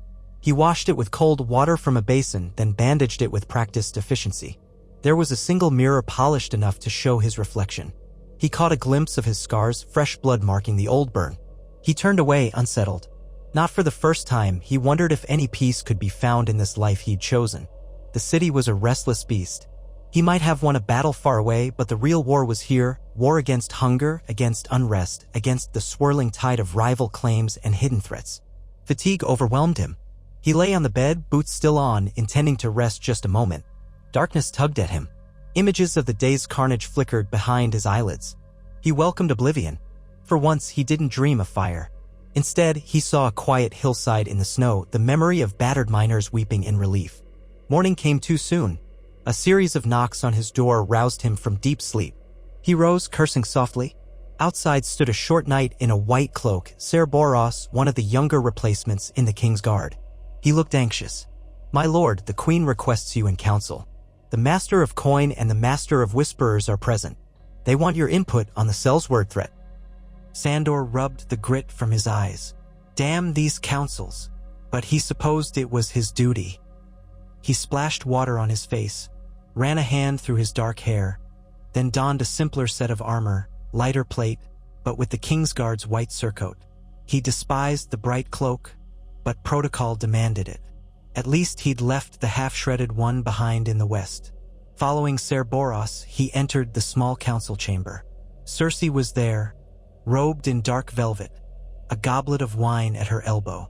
Jaime lounged in a chair on one side, expression bored.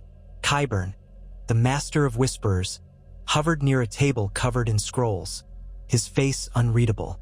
The master of coin, a lean man named Orton Merryweather, fiddled nervously with some papers. Tommen was absent, presumably still sleeping or receiving lessons from Pycelle's replacement maester. Cersei gestured for Sandor to sit. "We were just discussing how to handle the aftermath of your victory. The gold from the mines is vital. We must ensure safe transport to the capital. That means dispatching men to guard it, or perhaps we should let the Lannister forces from Casterly Rock handle it."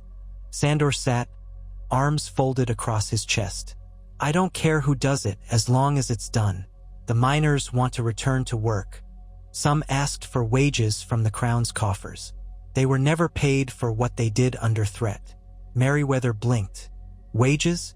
But the war has drained our treasury. Well, that's to say, we have enough for essential matters." But Cersei cut him off. We can't appear stingy. Pay them something enough to keep them loyal. We need the gold, and we need them mining it. She turned to Qyburn. And the mercenaries you captured, how many? 30 or so, plus some heavily wounded, Qyburn said in his smooth, measured tone. We can torture them for information, or simply hang them. I've begun discreet inquiries. Some claim to have been hired through Bravosi intermediaries. It might take time to confirm. Sandor's jaw tightened. Don't get squeamish. They forced peasants to work under the lash. They deserve no pity. But if you can find out who backed them, do so quickly. Jamie tapped his fingers on the table. We must also consider the city's mood. The last few weeks, tensions have risen. Another riot nearly broke out in Flea Bottom. The Gold Cloaks prevented it, but the rumor is that certain local gangs are stirring the pot, encouraging unrest. Cersei rubbed her temples. The faith, the people, the petty lords, everyone whines about the cost of bread and taxes. If I reduce taxes, we have no coin. If I raise them, the people starve. The Tyrell shipments from the Reach are not what they used to be. Apparently, the Tyrells are too busy securing their own region to cater to us. Qyburn made a small bow. In addition, my queen, we have word that Dorne is sending emissaries again, likely to press demands for justice regarding Prince Oberyn. And the Vale is still under Lord Baelish's thumb. He comes and goes as he pleases, offering half-promises. Sandor listened to all this with a simmering sense of resignation. One successful campaign in the West wouldn't fix the realm's deeper problems. Cersei's eyes swept the table. We must remain strong, or we'll lose everything we've fought for.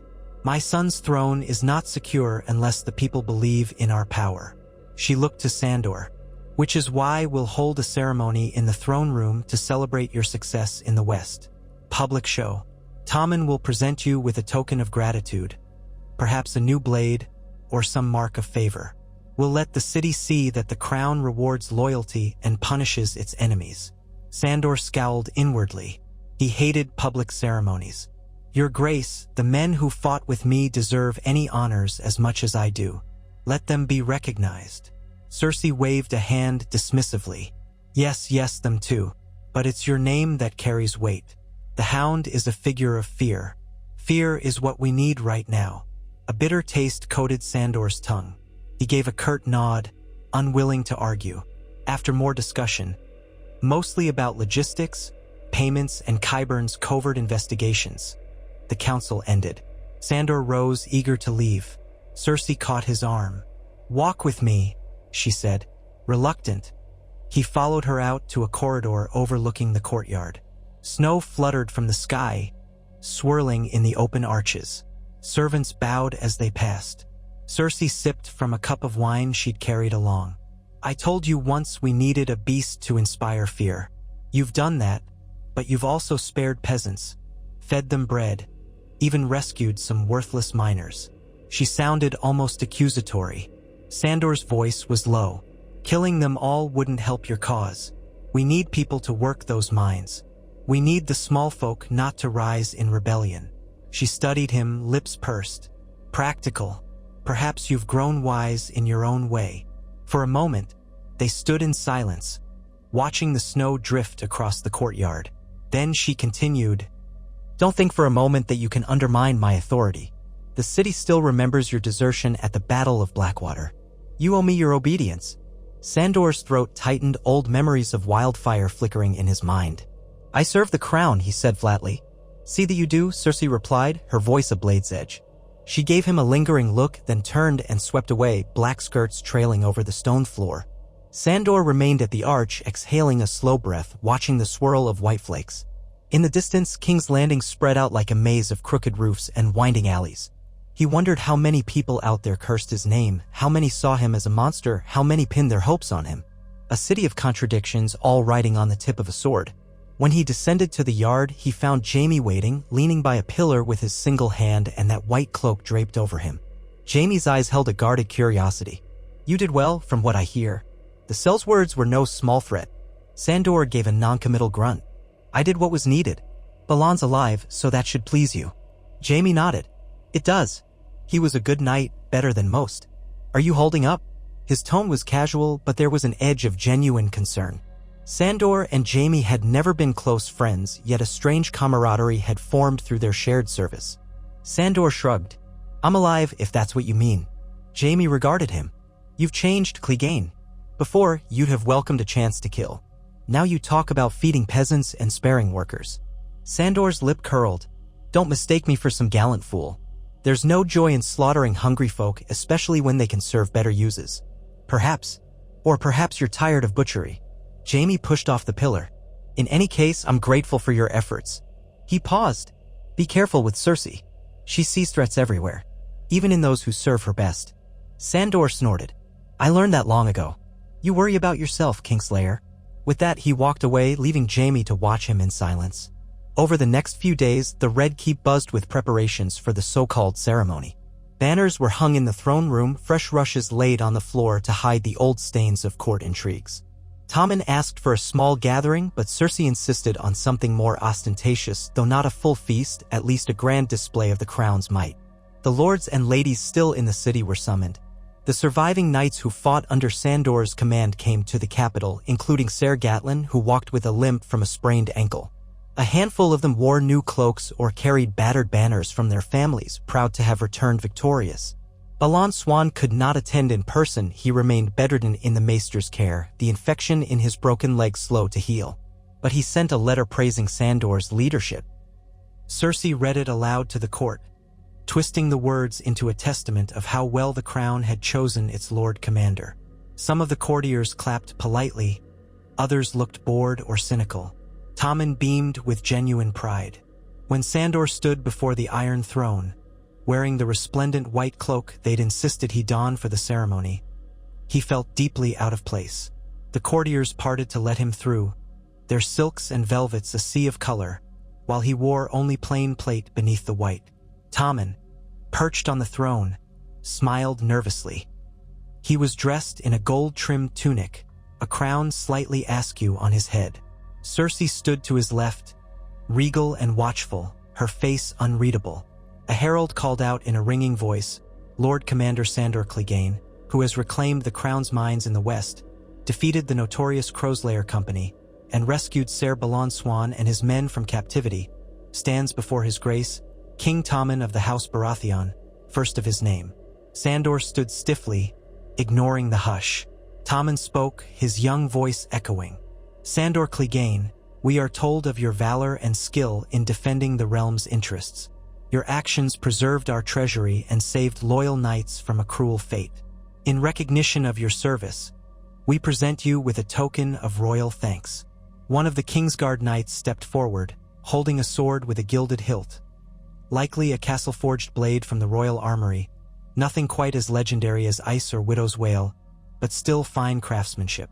Tommen gestured. May you wield this in defense of the crown. Sandor took the sword.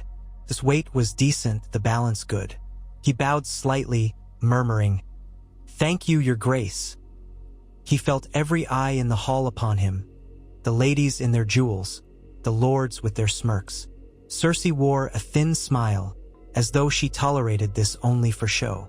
Then Tommen continued, Additionally, let it be known that the crown grants a pardon and reward to the miners who were forced to labor by the Sellswords, ensuring they may return to their work under fair wages. The realm thrives when we stand together. Sandor almost raised an eyebrow in surprise. That had to be Tommen's own addition, or maybe a compromise with the Master of Coin. Either way, it was a kinder measure than usual. Some murmurs of approval rippled through the court, especially among those who worried about further riots. Cersei's smile was fixed, betraying no hint of her true opinion. With that, the ceremony concluded. The herald dismissed the assembly, and the crowd began dispersing, some chattering about the festivities, others yawning with disinterest. A few knights clapped Sandor on the shoulder, praising him. He accepted their words with stoic politeness, longing to remove the white cloak and slip away. Cersei, Jaime, and a few select courtiers walked with Tommen back to the royal chambers. Sandor, as Lord Commander, accompanied them by default. Tommen tried to ask him about the miners, wide-eyed with curiosity, but Cersei cut the conversation short, sending the boy on with his tutors. Once Tommen was gone, Cersei paused in the corridor with Sandor and Jaime. "That went well enough," she said coolly. "But never forget this is politics. The realm sees a united front, a powerful king supported by a fearsome hound. We must maintain that image." Jaime gave a slight shrug. "At least your dog can fight." Cersei narrowed her eyes at Jaime, not appreciating his flippancy. Then she focused on Sandor again. "News of your victory has reached the Outer Lords. They won't dare challenge us lightly. Still, stay vigilant. I'll expect regular patrols in the city. There are rumors the Faith Militant might be revived if the High Septon sees reason to press. Some devout citizens blame the crown for every ill." Sandor suppressed a groan. The last thing he needed was a new batch of armed fanatics. But he only nodded. "I'll handle it." She gave him a final, assessing look, then swept away. Jaime lingered a moment. "Congratulations, Lord Commander," he said dryly. "You've become the hero of the West." Sandor barked a short, humorless laugh. "I'd rather clean a privy." Jaime smirked and walked off, leaving Sandor alone in the corridor. He let out a long breath.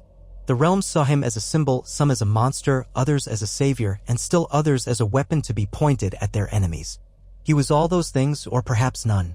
The snow fell softly outside the windows, muffling the city's constant clamor.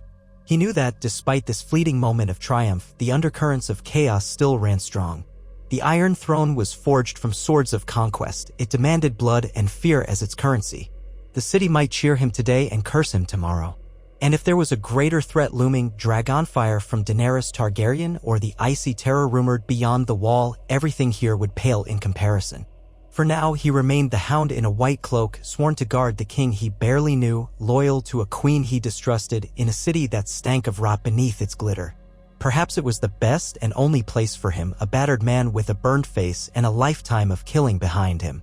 He would continue to do what needed to be done, protect those too weak to protect themselves, punish those who preyed on them, and keep the realm from collapsing under the weight of its own greed and folly for as long as his sword arm held out. If that was the shape of his fate, he would face it head-on, teeth bared like the Hound he was. And if the day came when the fires rose again, he would either conquer that fear or perish in the attempt. Such were the thoughts that churned in his mind as he made his way back to his chamber. He did not crave further accolades or wealth. He only craved a moment's respite from the madness. But rest was fleeting in King's Landing. A knock came at his door soon after he'd removed his ceremonial cloak, informing him that trouble brewed in Flea Bottom once more, a group of angry beggars harassing the bakeries, demanding cheaper bread.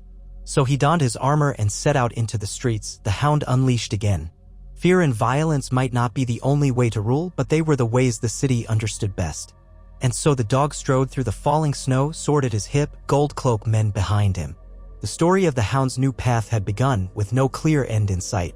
Perhaps somewhere, in the hush of winter nights, an old prayer might be whispered that in a land of false knights and broken kings, a battered man with a scarred face might yet stand for something that resembled justice, even if he carried the name of a monster. It was enough for now. It had to be. Sandor Clegane stalked into Flea Bottom with a grim sense of purpose, the chill wind scraping against his exposed cheeks.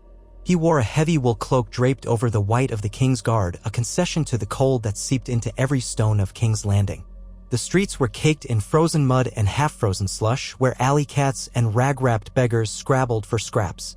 His breath billowed before him, and the men behind him, half a dozen gold cloaks, looked just as miserable. He could hear raised voices from deeper in the warren, the clash of pots, the crack of splintered wood, and the coarse shouts of anger.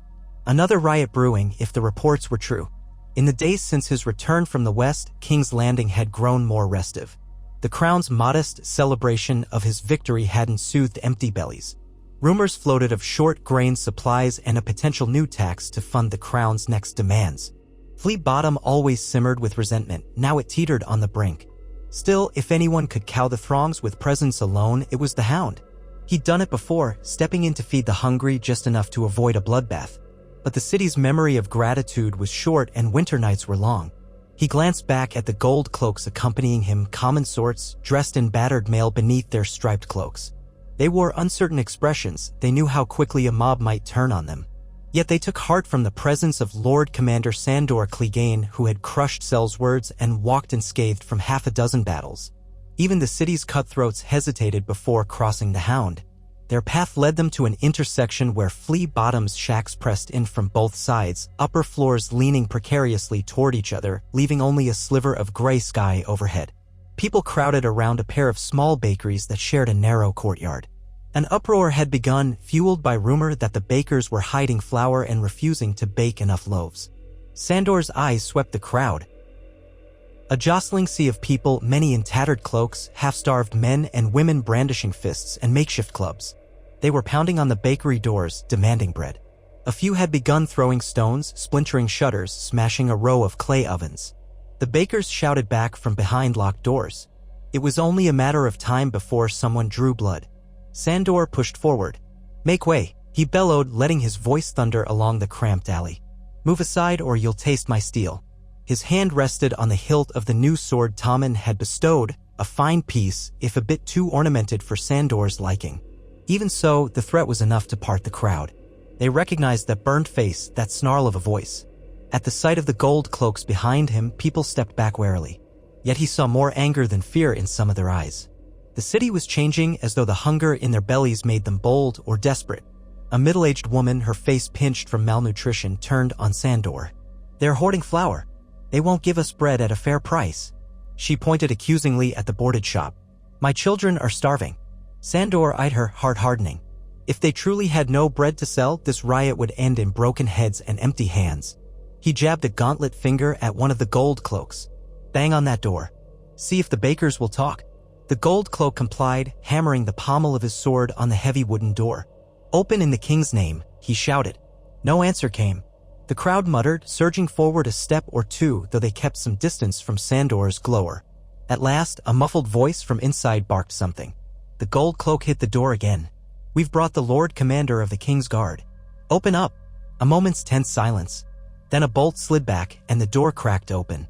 A gaunt man with flour-stained hands peered out, sweat beading his brow. He looked terrified at the sight of Sandor. "My lord, we have no more bread to sell.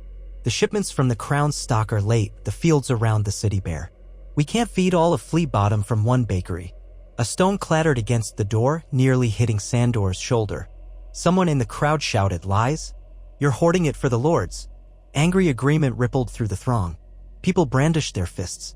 A few brandished knives. The gold cloaks raised their shields nervously. Sandor swung around, voice cutting through the rising tension. "Shut your mouths, unless you want to end up in the black cells." The threat bought a few seconds of quiet, but it wouldn't last. These people didn't fear the crown as they once had. Hunger made them reckless. He turned back to the baker. "You got any flour at all?" The man swallowed. "We've a small store, enough for our own families. Not near enough to feed this crowd. They'll kill us if we open the shop." Sandor realized that if he forced the baker to share his last flour, the man's family would starve next week. But if he didn't, the crowd might tear him apart. A vicious circle. He grated out a curse. "All right, you. Bring out whatever loaves you have. Even if it's just scraps. Let's see it. Then you'll lock up and come with me to the Red Keep. The city's coffers will pay you for your flour, if you're not lying. We'll figure out a distribution." The man hesitated, fear in his eyes. Perhaps he worried that leaving his home meant it would be ransacked. But there was little choice. If the Hound could protect him from the mob, maybe that was better than being beaten to death. At last, he nodded and disappeared inside. Sandor looked at the crowd, noticing more children in the back, wide-eyed and dirty-faced. Some men clutched clubs, glaring. Tension crackled like static before a storm. When the baker returned, he had a small sack of meager loaves, maybe a dozen, all stale. The crowd groaned with disappointment, and an angry muttering rose. The man also brought out a half-filled sack of flour. "This is it," he insisted. "I swear by the seven." Sandor yanked one loaf from the sack, ripped it in half, and found it coarse but edible. He flung the pieces to two children nearest him. Then he addressed the crowd. "That's all he's got, you fools. Fight over these scraps if you want, or let me find a better solution." Some in the mob pressed forward, desperate for a share. Sandor stepped between them and the baker, one hand on his sword. His voice was quiet but lethal. "Push me, and I'll push back harder." A hush settled. One old crone spat in the slush, cursing the Lannisters under her breath. But the crowd parted enough for Sandor to hand out a few loaves, piece by piece. Not everyone got a share, and some began to wail in frustration. The gold cloaks flanked the baker, marching him away from his boarded shop. Another man from the next-door bakery was dragged out similarly, though he clutched only a handful of barley flour. It was not nearly enough. Men and women crowded around, pleading for more. Sandor growled, "I'll petition the master of coin to release more from the crown stores, if any remain. But mark me, if you riot again, I'll come down on you with steel. The next time you see me won't be for bread. Am I clear?" They shot him looks of resentment, but none dared speak. The tension lingered, though. Sandor knew well that a threat would only postpone the inevitable. Hunger would keep gnawing at them until something changed.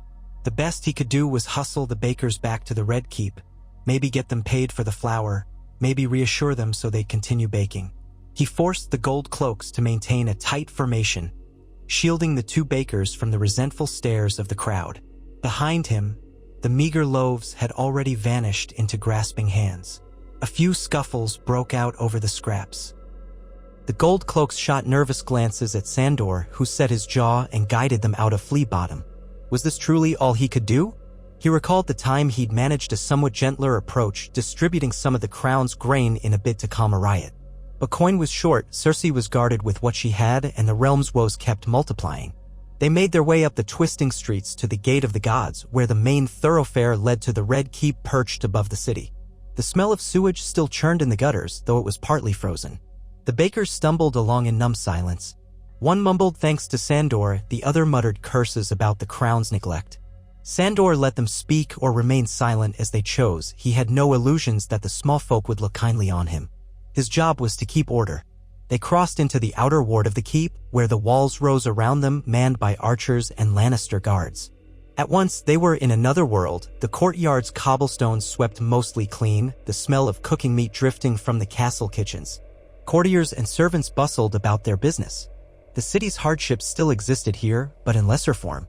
Provisions stored for the nobility often lasted longer, and the wide halls of the keep were warmed by braziers. The contrast struck Sandor each time he passed from the city's squalor to the keep's relative comfort. He turned to one of the gold cloaks, a stout man named Darren. "Take these two to the steward's office. Let them speak with the master of coin's men or whomever is designated.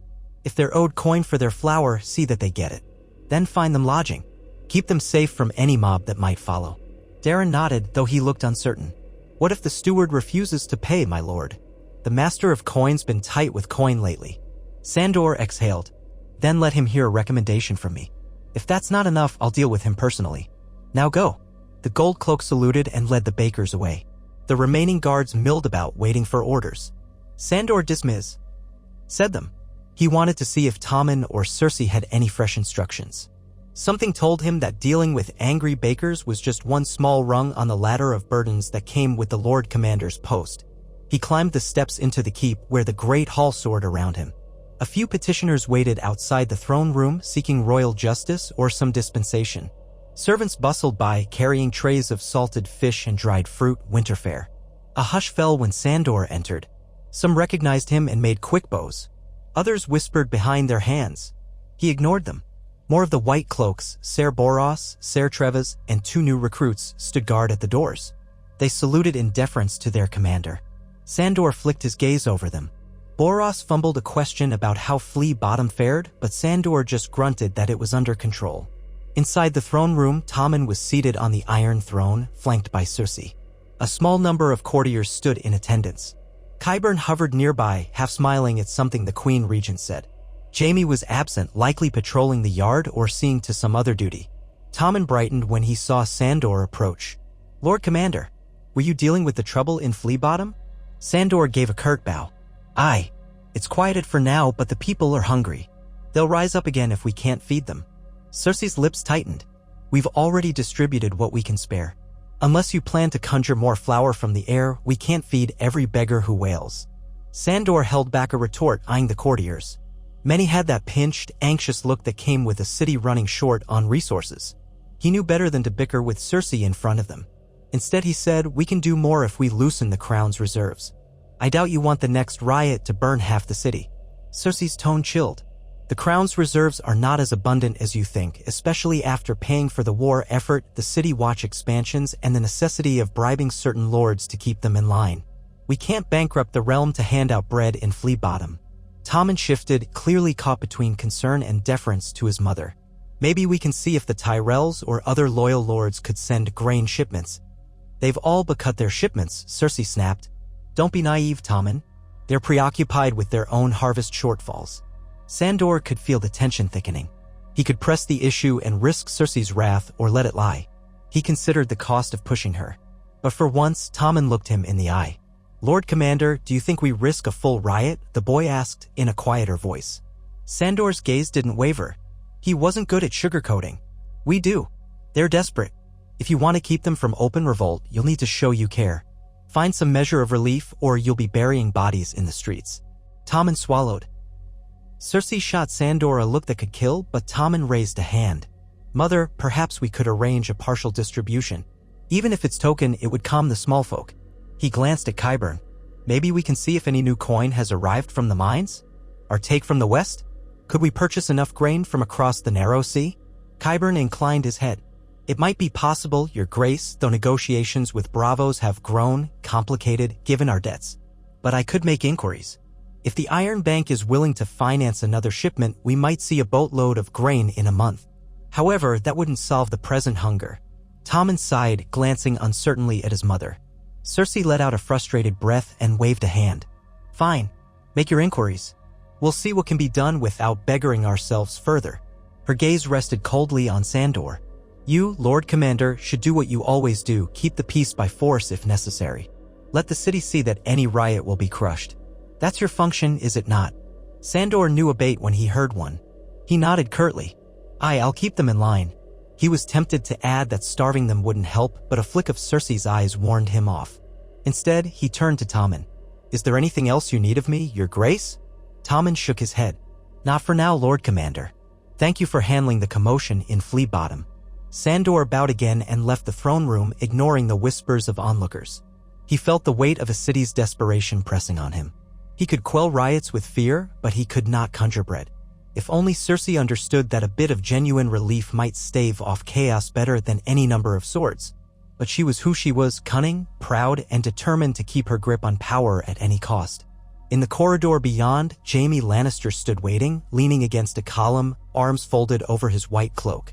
The stump of his right arm was hidden by a leather cap, and he wore a thoughtful expression. Heard you visited Flea Bottom. Gave them a scare, did you? Sandor's lip twitched.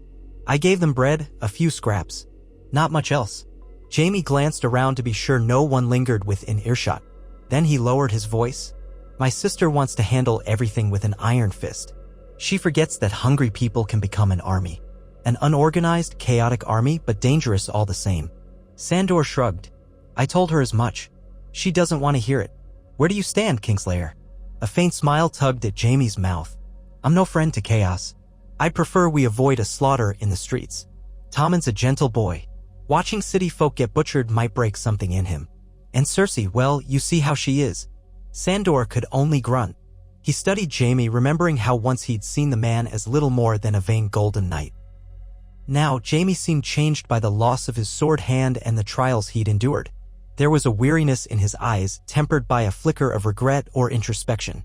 You've grown a conscience, Lannister, Sandor muttered. Have I? Jaime asked, a little wry. Or maybe I'm just tired. Either way, we share a goal, keep the city from tearing itself apart. That means we do what we must, sometimes with force, sometimes with reason.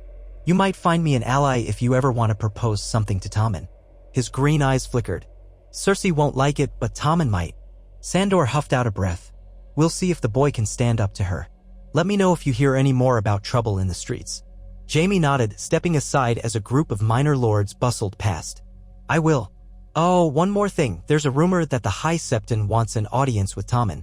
He's been talking of restoring certain holy traditions. Watch him carefully. The faith can cause more trouble than you'd think. Sandor recalled Cersei's mention of the faith militant. He spat in distaste. More fanatics. Just what the city needs. Then he moved off, leaving Jaime behind. His boots rang on the stone floors as he made for the Kingsguard quarters, wanting to check on his men. Ser Balan's swan was there in a small side chamber, propped on a bed. The maester had done what he could, the knight's leg was splinted and the fever was down. Balan managed a faint smile when Sandor entered. "You're back in the city so soon after that ceremony?" Sandor shrugged. "Had to keep the rabble from burning the place down." Balan's face tightened with concern. "It's that bad. Worse every day. But we'll see what comes of it. How's the leg?" Balan grimaced. "Painful. The maester says I might not ride for months, if ever. But better than being dead. I owe you for hauling me out of that ruin." Sandor waved him off. "You owe me nothing. Just heal up if you can. The Kingsguard's short enough as it is." Balan nodded, wincing. "I will. The realm needs every knight it can get. Word is, you've been named a hero in the West. Some of the Lannister bannermen praised your skill in driving off the Sellswords." Sandor gave a short bark of laughter. "They can praise me all they like. I'm no hero. I just did the job." He paused, noticing the sweat on Balan's brow. "Rest. No need to tire yourself talking." As he left, Balan called after him softly, "Let me know if you need counsel, Clegane. I may be off my feet, but my ears still work." Sandor lifted a hand in acknowledgement. Odd to find so many men in the capital who seemed, if not friendly, then at least not hostile. He'd spent years expecting sneers and scorn. Now, after so much bloodshed, perhaps knights like Balan recognized that an honest sword arm was worth more than courtly pretensions. He spent the rest of that day handling mundane duties, organizing training rotations for the other Kingsguard knights, inspecting the castle's armory, and reading a few short reports from the city watch. That evening, a messenger brought him a missive from the Vale. It bore Peter Baelish's mocking signature, though the wording was flowery and indirect. The gist was an offer to send provisions from the Vale's stores in exchange for certain considerations from the crown. The letter was addressed to the king and council, but Baelish had slipped in a private note to Sandor. "I trust the new Lord Commander will see reason in forging alliances. The hungry can be easily led or easily turned." Sandor crumpled it in disgust. Baelish was playing his usual games, no doubt. The man always had a hidden angle. Did he truly have spare grain, or was he bluffing to gain more leverage at court? Perhaps he wanted to curry favor with Tommen, or wedge himself further between the Lannisters and the Tyrells. Sandor resolved to show the letter to Jaime. Whether it would do any good was another matter. He finished his evening meal alone, bread, a bit of salted pork and watery beer, and tried to sleep. That night, the old nightmares returned, swirling with flames. In his dream, he stood at the prow of a burning ship in Blackwater Bay, wildfire dancing across the waves, and he could hear screams echoing from the city.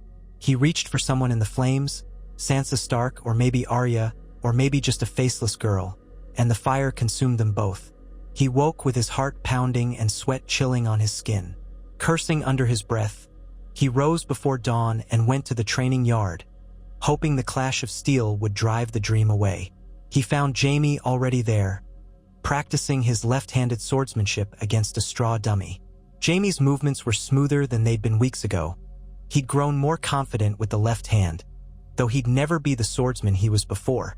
Sandor nodded in greeting, then donned a sparring helm. "Up for a few rounds?" he asked. Jaime wiped sweat from his brow. "I thought you'd never ask." They squared off, Sandor using a blunted longsword while Jaime took a similar practice blade. Two younger knights hovered nearby, ready to watch or jump in if needed.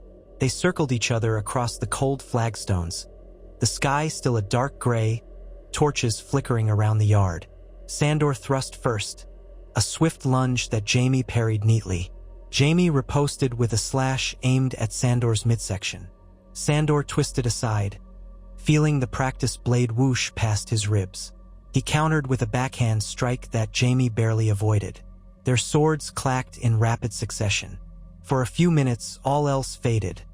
The city's hunger, the queen's manipulations, the nightmares. Only the dance of blades mattered. Jaime's footwork was good, though occasionally he stumbled, still unused to leading with his left side. Sandor exploited that, forcing him to pivot uncomfortably. Jaime responded by crowding Sandor's space, jabbing short strikes that forced Sandor to block quickly. They moved faster, the clang of steel echoing in the courtyard. Even the younger knights murmured in admiration, seeing two proven warriors, each battered by life in their own way, still fighting with lethal grace. At length, Jaime's arm tired. He made a misstep, and Sandor slammed the flat of his blade against Jaime's side, pushing him off balance. Jaime landed on one knee, sword tip skidding across the stones. Sandor lowered his blade, breathing heavily. Jaime let out a short laugh. "You've still got me," he admitted. "Maybe if I had a decade to train this left hand, I'd give you a better challenge." Sandor offered Jaime a hand to stand, which Jaime accepted with some reluctance. Once upright, Jaime shook out his left arm. "That was bracing. I assume you fight your nightmares the same way." Sandor gave him a sharp look, but Jaime's tone lacked mockery. Instead, he seemed to guess that only desperation would bring Sandor to the yard before dawn. "Maybe I do," Sandor grunted. "You've lost enough sleep yourself, I'd guess." Jaime exhaled. "Too much. War leaves marks on all of us." His green eyes slid away. "I won't pry, but if you need more practice, I'm here." Sandor almost scoffed at the notion of confiding in Jaime Lannister, but a small part of him recognized how war had indeed changed them both. "Another time," he said, stepping away. He flung his sparring helm aside, waved off the knights who looked ready to pester him with questions. A faint glow now touched the eastern sky. Dawn was near. Another day of city politics and wrangling for bread loomed. The day brought an unexpected summons. The High Septon wished for an audience with Tommen and the small council. Sandor, as Lord Commander, was expected to stand guard. He joined Jaime and Ser Boros outside the council chamber. Before long, the High Septon arrived, escorted by a handful of septas and silent novices. He was a tall, thin man with sunken cheeks, wearing the elaborate robes of his station. Not as severe as the rumored High Sparrow in the Riverlands, but still zealous. Sandor eyed the man's watery blue eyes, trying to gauge what mischief he might bring. They were ushered inside, where Cersei, Qyburn, Orton Merryweather, the Master of Coin, and a few other counselors waited. Tommen presided at the head of the table. The High Septon bowed deeply, wearing an expression of solemn piety. "Your Grace, I bring blessings of the Seven on this troubled city." Tommen mustered a polite smile. "Thank you, Your Holiness.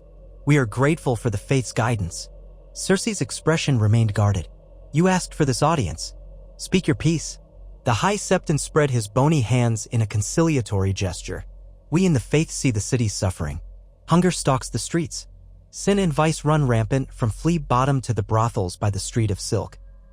The war and the long winter weigh heavily upon everyone. We believe it is time for a renewal of holy discipline, the restoration of the faith militant to uphold the Seven's justice where the city watch fails." Sandor inwardly cursed. The faith militant had once been an armed branch of the faith that enforced religious law. Centuries ago, the Targaryens had crushed them, but occasionally fanatics clamored to restore their old privileges. He wondered if Cersei would entertain the notion. She was desperate for allies, but letting religious zealots run loose? That might be a new kind of chaos. Tommen blinked. "The faith militant, that's from a long time ago. Grand Maester Pycelle once told me they were disbanded by the crown." The High Septon nodded gravely. "True, Your Grace, but the faith has grown concerned that moral decay grips the city. We see the hungry turning to theft and violence. We see harlots plying their trade unchecked.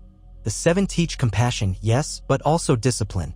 If we had a renewed faith militant, blessed by the crown, we could bring pious order to the streets, and do so in the name of the gods, not just in the name of temporal lords." Sandor's nostrils flared in distaste. This was exactly the sort of sanctimonious talk that could set men at each other's throats. He saw how Qyburn's eyes narrowed, measuring the threat. Orton Merryweather looked uncertain, fiddling with a quill. Cersei's lips pressed into a thin line, calculating. Tommen glanced at his mother. I see the city's troubles, but we have the gold cloaks and the Kingsguard to keep order. Why do we need more?" The High Septon's voice turned beseeching. "Because these ills are not merely crimes against the crown, but sins against the gods. Only with a holy watch can we root out the corruption at its source. And, of course, if the crown supports us, we'd be eager to help feed the poor with charitable donations from the septs, grain from the faith's storehouses, coin to buy bread from loyal bakers. We can do much to ease the city's hunger. But we require the crown's permission to form a militant order once again." At the mention of extra food for the poor, Tommen looked thoughtful. Cersei, however, saw the real game. Sandor could see it in her eyes. The faith was offering a sweet temptation, more bread for Flea Bottom, which might quell riots if Tommen granted them the right to arm themselves. Another power center in King's Landing, one not wholly under Cersei's control. He doubted she'd like that, but she might find it useful in the short term, or so the Faith hoped. Cersei drummed her fingers on the table. You speak of discipline, but the crown has enough swords to keep order. The Faith can best serve by praying for our success rather than raising arms in the streets. The High Septon bowed slightly. I would never dream of challenging the crown's authority, my queen. Only supplementing it. If you do not allow us arms, we cannot in good conscience release our grain reserves. We fear they would be seized by unscrupulous elements or used to fund sin. Qyburn's eyes flicked to Cersei. Orton Merryweather cleared his throat. Your Grace, the Master of Coin has seen a slight improvement in treasury flows from the mines, but we are still short. We cannot afford enough foreign grain to feed the city all winter. The Faith stores might be essential. Sandor said nothing. He was only there to guard Tommen, but inside he loathed the deal the High Septon dangled. If the Faith militant rose again, they'd impose their own brand of piety, ruthless and unyielding, and the small folk might soon fear men in crystal armor as much as they now feared the gold cloaks. Yet from Tommen's perspective, it offered immediate relief to the hungry, possibly avoiding widespread bloodshed. And from Cersei's perspective, it was a threat to her power. Did she dare risk refusing it? Tommen looked at his mother. We do want to help the poor, he said softly. Is it so bad if the Faith helps as well? We'd have more bread to distribute. Cersei's face hardened. She was trapped, and Sandor knew it. The city needed food, or else riots would break out. But letting the Faith arm itself? That was a devil's bargain. At length, she forced a polite smile. We will consider your request, Your Holiness, and respond shortly. For now, you have our thanks for your concern. The High Septon, reading the dismissal, bowed deeply. May the Seven guide you. He and his entourage departed, leaving the council in a tension-laden hush. The moment the door closed, Cersei cursed. He means to blackmail us, grant them arms, or watch the city starve. And if we do grant them arms, how long before they start punishing sinners at will? They'll come after half the Red Keep for adultery, prostitution, or some nonsense. They'll want influence over Tommen. Over me.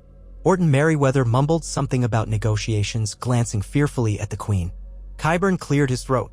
Your Grace, we might find a middle way, limit their number, require they coordinate with the Gold Cloak. Still, it is a slippery slope. Faith zealots can be unpredictable. Tommen frowned. But if they have extra food and we don't, we can't just let the small folk starve. Cersei shot him a sharp look. I'll not have them brandishing swords without the crown's explicit control. Perhaps we can allow them a small guard force. We'll keep them close under the watchful eye of our men. Sandor suspected that once the Faith got a foothold, it would grow. But Tommen, young and eager to help, might be swayed. Jaime's warning about the Faith proved timely. This was an unfolding problem that could reshape the city overnight. But it was not his place to speak in this council. He remained by the door, arms folded, watching as Cersei and the councilors argued. In the end, they decided to stall, sending a message to the High Septon that the crown would consider a limited charter for a holy guard, but that details had to be negotiated. Meanwhile, Qyburn would look for other sources of grain. Leaving the chamber, Sandor found himself walking alongside Qyburn. The pale man gave him a thoughtful smile. What do you think of these pious men seeking to bear arms, Lord Commander? Sandor met his gaze coolly. I think it's another bunch of fanatics who'll cause me headaches. Qyburn's smile broadened. Yes, quite. Yet it may serve the Queen's interest if the Faith hunts certain heretics or undesirables that the crown would rather not deal with openly. One can do a lot with religious zealots. Sandor felt a ripple of disgust. I'm no friend of men who kill in the name of the gods. I kill because I must. They kill because they enjoy calling it holy. Qyburn said noncommittally. Well, rest assured, if this matter proceeds, you'll have new allies and new enemies in the city. You might find the Faith militant meddling in your territory, arresting drunkards, beating whores, that sort of thing. I suspect you won't enjoy it. He paused at an intersection of corridors. Unless, of course, you find ways to use them. Good day, Lord Commander. Sandor watched him glide away, robes swishing. The man was too slippery for his liking, full of secrets and ominous curiosity. Shaking his head, Sandor walked out into the courtyard, seeking fresh air. Another snow flurry had begun, dusting the cobblestones. He gazed toward the city walls, imagining the men and women huddled in shacks, hungry, while a new threat of religious zealotry loomed. The city was a tinderbox. One spark would set it aflame. He spent the next several days dealing with a flood of smaller issues, arrests for theft, a rumor of possible infiltration by Ironborn spies, petty squabbles among knights jockeying for position, and repeated pockets of unrest in the poorer districts. Jaime was right, the tension never ceased. Whenever Sandor tried to breathe, a new crisis arrived. His only respite came in the training yard at dawn, where he faced straw targets and let the repetitive swing of steel calm his mind. Finally, near the end of the week, a royal messenger arrived from the west, a letter bearing Lord Kevin Lannister's seal. The letter confirmed that the mines under Crown control were now producing again, albeit slowly, and that Kevin's men had subdued another band of outlaws. The realm's coin flow would improve gradually. But Kevin also warned that the Iron Islanders, under some new king they called Euron, were raiding the coast.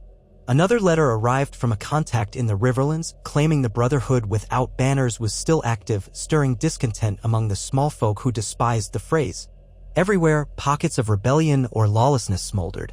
Cersei convened a council to discuss these developments, summoning Sandor as well. Tommen sat at the head of the table, fiddling with a quill. Jaime stood behind him. Qyburn, Orton Merryweather, and 2 lesser lords filled the seats. When they read Kevin's letter aloud, Cersei gave a tight smile. At least the mines are secure now. That is thanks to the Lord Commander. She inclined her head toward Sandor, though with an undertone that suggested they still had more troubles than solutions. But these Ironborn raids could undermine our shipping. Tommen listened intently. Could we send a fleet to guard the western coast? Orton Merryweather flinched. We lack the ships, Your Grace. The royal fleet took severe damage during the war. Repairing and outfitting them is costly. The Redwyne fleet is in the Arbor, loyal to the Tyrells, and I doubt they'll come to our aid unless we pay a dear price or confirm certain alliances. Cersei tapped her fingers. Then perhaps we let the Western Lords handle the Ironborn for now. We must keep our attention on King's Landing and the Crownlands. If the city erupts, we'll lose more than a few coastal villages. Another messenger from the Vale had arrived too, another letter from Peter Baelish, more cryptic words about forging alliances and sending grain. Sandor found it suspicious. Jaime read it with a scowl, muttering that Baelish was always playing angles. Tommen, hopeful, asked if they might secure grain from the Vale. Cersei finally agreed that it might be worth exploring, though she'd do so with caution. If the Vale wanted to earn favor, perhaps they'd share resources. If not, it was just another empty promise from Littlefinger. The meeting ended in frustration, with half answers and partial measures. Even Tommen's youthful optimism couldn't disguise the fact that the crown juggled too many threats.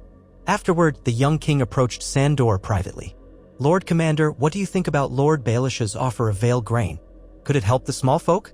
Sandor considered. If it's real grain, sure. But Baelish doesn't give anything for free. He'll want something. Maybe an alliance, maybe a piece of the treasury. He's cunning. Tommen looked troubled. I just want to stop people from starving. The realm has bled so much already. My mother says we must stand firm, show strength, but I worry about the people. You once gave out bread in Flea Bottom, didn't you? When you first returned to King's Landing? Sandor shifted his weight. I did. It calmed them for a night or two, but it didn't solve the root problem. Tommen nodded sadly. I'm learning that root problems are hard to solve. Still, maybe if we bring in more shipments, do something to show we're trying, the people won't riot. I'm not like Joffrey, you know. I don't want them to suffer. Sandor's eyes flicked over the boy. He saw a genuine desire to be a Kinder King, so unlike Joffrey. But kindness in King's Landing often got you killed. Well, Your Grace, do what you can. The city might appreciate it. Tommen gave a small smile. Thank you, Lord Commander. I appreciate your honesty. Then he scurried off to attend to a lesson from a maester, leaving Sandor to wonder how long such innocence could survive. In the following days, a new presence could be spotted in the streets, a few robed septons accompanied by volunteers carrying staffs or cudgels. The faith had begun quietly sending out charity lines, distributing small loaves or bowls of porridge, preaching that the Seven demanded moral reformation. Word spread that these men were guided by the High Septon as a preliminary step before the crown granted a formal charter to the faith militant. They wore simple garb, unarmored, but the intensity in their eyes was unmistakable. Some small folk welcomed them, grateful for any food, while others muttered that these septons were prying into personal sins, demanding confessions, or chastising drunks in the alleys. Sandor received multiple reports of scuffles between the faith's volunteers and local toughs. In one instance, a group of these holy volunteers tried to smash up a brothel, calling it a den of sin. The Gold Cloaks intervened, but tensions ran high. Soon enough, the rumor spread that the High Septon was only days away from reviving the faith militant in full, armed with steel and the crown's tacit approval. One gray morning, a week after the High Septon's initial request, Sandor was summoned again. This time, the message came directly from Cersei, meet in her private solar at midday. He trudged through the keep's winding corridors, ignoring the curious looks of passing servants. When he arrived, 2 Lannister guards stood at the door. They nodded, ushering him inside. He found Cersei seated at a small table, sipping from a cup of wine, her face set in lines of tension. Sunlight slanted through the tall windows, illuminating specks of dust in the air. A brazier burned to ward off the cold. Qyburn stood by the window, silent and watchful. Sandor bowed stiffly. "You wanted me, your grace?" Cersei gestured for him to sit in a chair opposite her. She regarded him with a cool, appraising glance, as if deciding how much to reveal. "I'm told you've been receiving reports about these so-called volunteers of the faith. Have any approached you directly?" Sandor shook his head. "Not yet, but I've heard enough from the gold cloaks." Cersei took a sip of wine. "The High Septon grows bolder each day. He implies that if we don't formally grant the faith militant, he'll withhold all food and turn the small folk against us. Tommen is leaning toward letting them have some arms under the crown's supervision. But I don't trust them, nor do I trust letting them roam the streets with swords. You know as well as I that once you give a fanatic a blade, you can't control what he does next." Sandor grimaced. "So you plan to refuse them?" Cersei exhaled. "I'm weighing a different approach. If the High Septon had an accident, or if some scandal were revealed that discredited him, the next man who took his place might be more cooperative." Sandor felt a cold knot tighten in his chest. "You want me to kill him?" Cersei tilted her head, a predatory gleam in her green eyes. "Nothing so obvious. If he simply vanished, the faith might rally around another. If he died of an apparent illness, there might be suspicion. But if he were exposed in sin, or if the small folk saw him as a hypocrite, that could unravel his moral authority. Qyburn here has been searching for any skeletons in the High Septon's past. So far, nothing that damning has emerged." Sandor's lip curled. "I'm no spy master. You want me to drag him to a brothel? I doubt that'd be subtle." Cersei gave a mirthless smile. "Precisely. Not that plan, but something akin to it. However, Qyburn says the man is annoyingly pious. He rarely leaves the Great September except to distribute alms. No scandalous vices, no hidden bastards." She tapped a finger on the table. "I was considering a staged confrontation in the streets, making him appear cruel or cowardly before the people. But it's risky. If it fails, it could backfire." Qyburn stepped forward. "My queen, perhaps we can wait. The High Septon hasn't fully rearmed yet. We might keep delaying him until winter's truly set in, when travel is difficult and the faith's resources are stretched. Then the crown might have more leverage." Cersei looked unconvinced. She tapped her cup, then set it aside. "I dislike waiting, but perhaps you're right. In the meantime, I want you," she said to Sandor, "to watch the streets carefully. If you find any sign that the faith is stockpiling arms, swords, spears, hidden caches, you inform me at once. The moment they cross that line without my leave, we'll strike first." "Understood." Sandor gave a slow nod. "Understood. But the city won't like the crown cracking down on Septons distributing bread." Cersei's expression hardened. "Let them squeal. If we let these zealots grow too bold, we'll lose everything. Remember your oath, dog, protect the king at all costs. That includes stamping out threats to his reign." She dismissed him with a flick of her hand. Sandor stood, feeling the old coil of anger twist in his gut. The queen's manipulations grated on him, yet he was sworn and she held the power. He glanced at Qyburn, who bowed his head politely, and then he departed. In the following weeks, snowfall deepened, painting the city's rooftops white. The air carried a biting chill, and a hush settled over King's Landing's winding alleys. Yet the tension only grew. Word spread that more farmers in the Crownlands had lost their crops to frost. In the Red Keep, the small council bickered over budgets. Orton Merryweather tried to secure another loan from the Iron Bank with little success. Qyburn's spies hinted that the High Septon planned a grand ceremony at the Great September of Baelor, inviting the poor to receive blessings and alms. Cersei ground her teeth at the news, suspecting the man would use it as a rally for the faith militant. Sandor carried out his duties, patrolling with squads of gold cloaks, making sure no hidden armories popped up. He found none. The Septons in the streets wore simple robes, carrying only staffs, not swords. Yet every day their numbers grew, as did their supporters. The small folk listened eagerly to sermons promising that the gods would punish the wicked who hoarded wealth while children starved. Some of the sermons even condemned the impiety of the highborn, though they stopped short of naming the Lannisters directly. It was a carefully aimed barb. The rumor was that once the faith militant was restored, they would start punishing unholy behavior. Late one evening, as Sandor returned from a final patrol, he heard distant bells tolling from the great September of Baelor. The sound carried a somber echo through the cold air. He paused on a street corner near the Hill of Rainies, gazing across the city's rooftops. The bells continued, a funereal knell. Citizens paused to listen. Some bowed their heads in prayer. Others just spat. Sandor had seen how little it took to tip the city into chaos. If those bells became a call to arms, the gold cloaks would be outnumbered. He made his way back to the keep, found his quarters, and tried to sleep. The nightmares came again, green flames, screams, and a faint echo of Sansa's voice singing in the dark. He woke at dawn, heart hammering, certain that the city was on the cusp of another firestorm. He dressed quickly, not bothering with the white cloak for the moment, and headed to the courtyard to see what new trouble might greet him. Before he reached the yard, a page came running, breathless. "Lord Commander, the Queen wants you at once. Something's happened at the Great September." Sandor felt a grim twinge. "Lead on, boy." He followed the page to one of the smaller council chambers where Cersei, Jaime, Qyburn, and Orton Merryweather stood in heated conversation. The door shut behind Sandor. Cersei fixed him with a steely glare.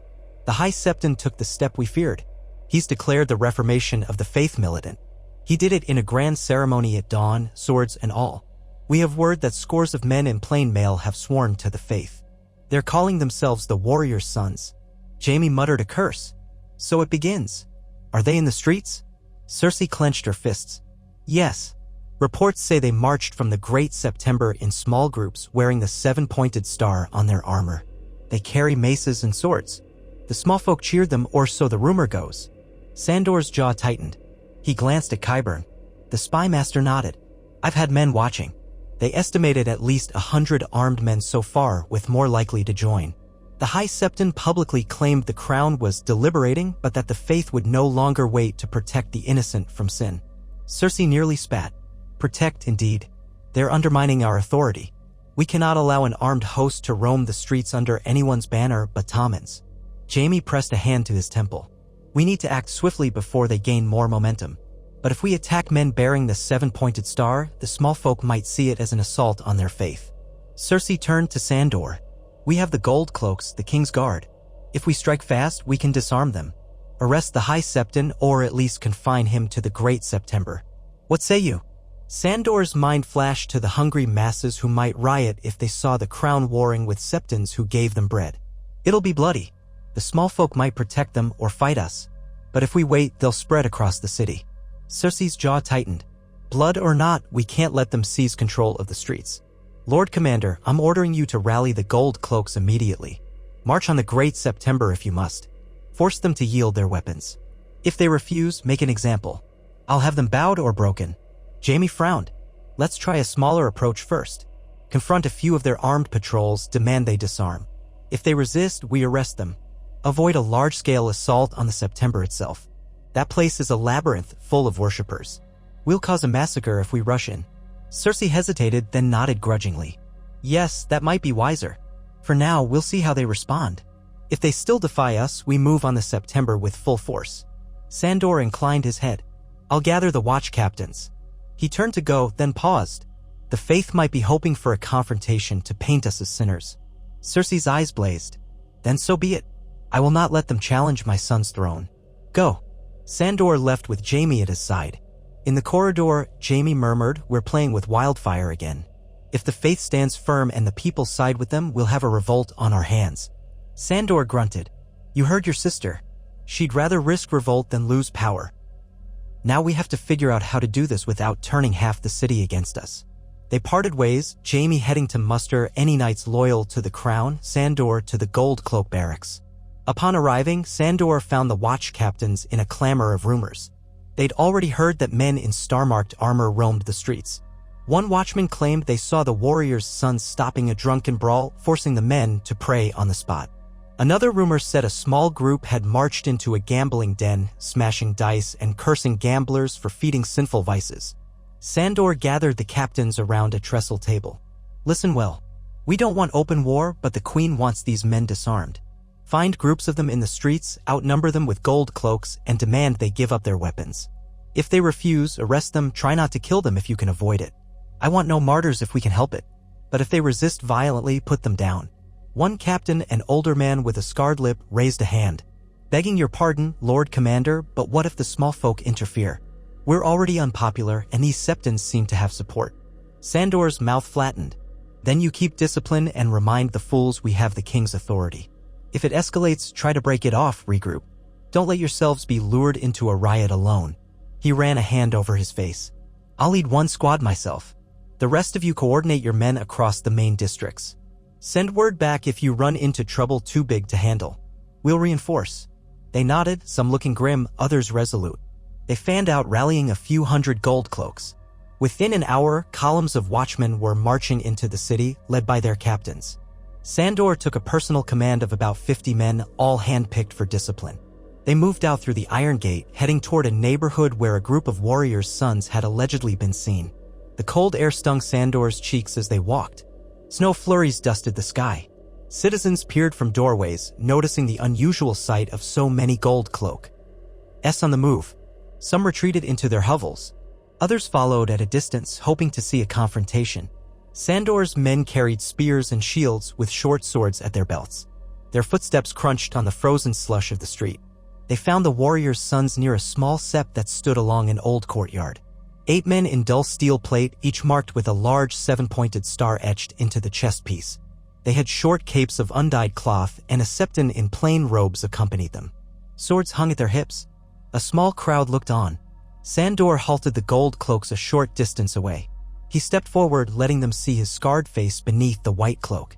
Lay down your arms. By order of the king, you are not permitted to bear steel in the streets without royal sanction.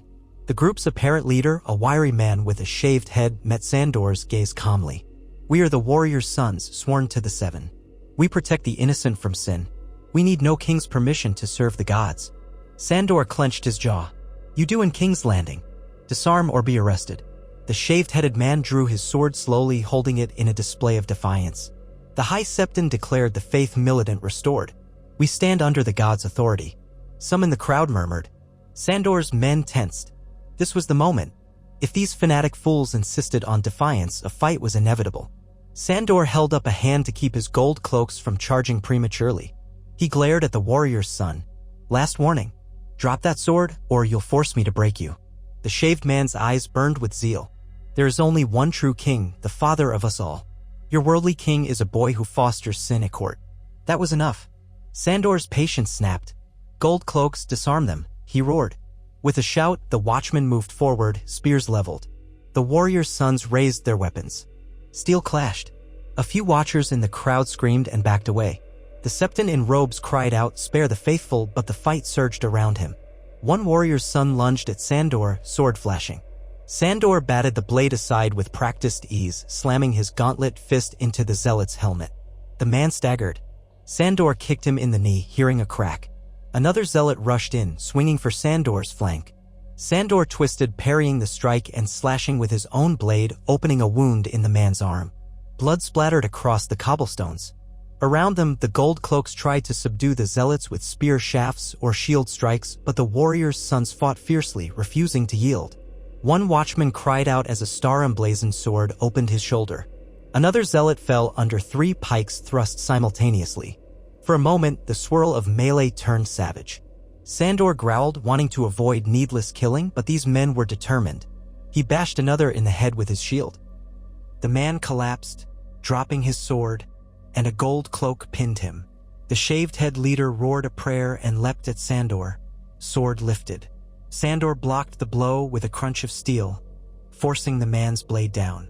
He twisted violently, disarming him with a powerful wrench that sent the sword clattering. The zealot tried to grapple, but Sandor slammed him to the ground and pressed a knee into his chest. "Yield, damn you," Sandor snarled. The man spat blood, trying to chant a prayer. Sandor hammered the pommel of his sword against the man's helmet, dazing him.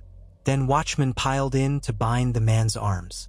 Across the courtyard, the remaining zealots were subdued or dead.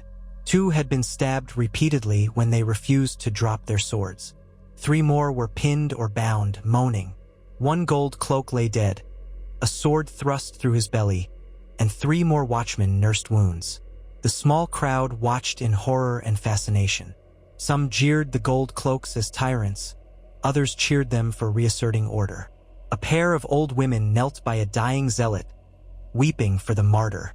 Sandor spat on the ground, chest heaving. This was exactly the kind of confrontation that would stoke the faith's outrage. But it was done.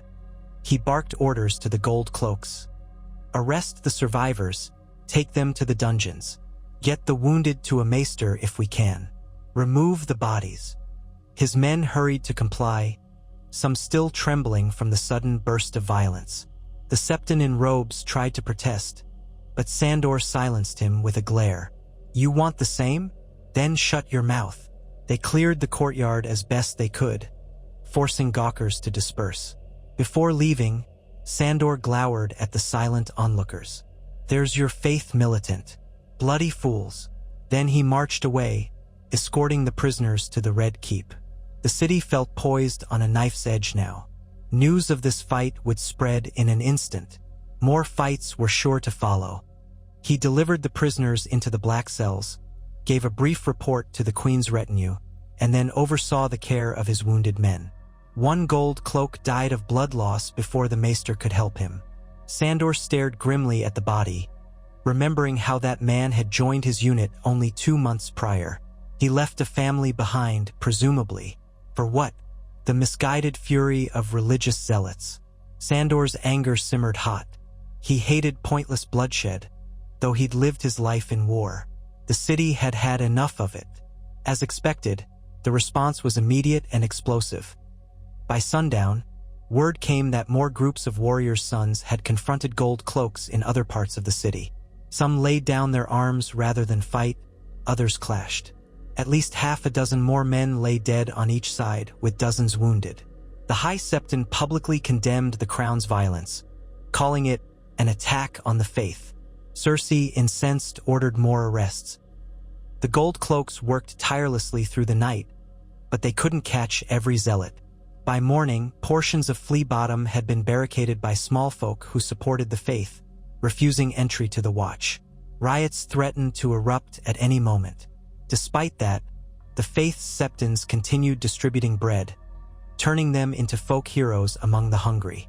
In some places, gold cloaks refused to engage, afraid of stoking a bigger riot. Sandor found himself torn between fulfilling Cersei's orders and preventing the city from descending into a bloodbath.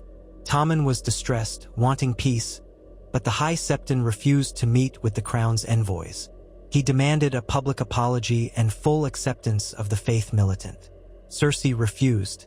The standoff deepened.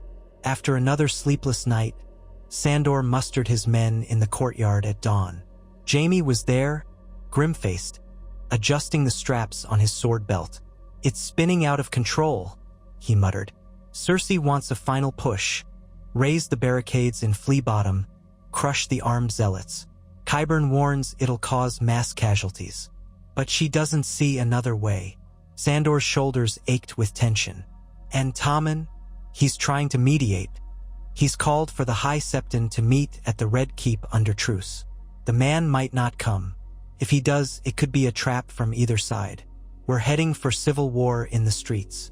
Sandor remembered another night in King's Landing that nearly drove him mad with the flames of the Blackwater. But this time, the threat wasn't just wildfire. It was thousands of hungry, angry people, and a new army of zealots. He flexed his hands, scowling. "We need a different approach, or we'll bury half the city." Before Jaime could respond, a trumpet blast sounded at the gates. A gold cloak ran in breathlessly, announcing that a large crowd was gathering near the Street of Flower.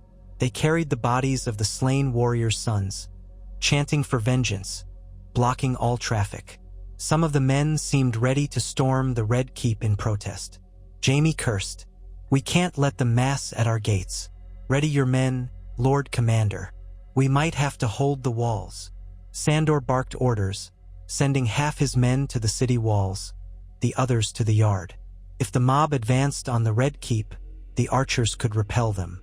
The last thing he wanted was to start firing arrows into a crowd of unarmed citizens, but if they tried to breach the castle, it might come to that.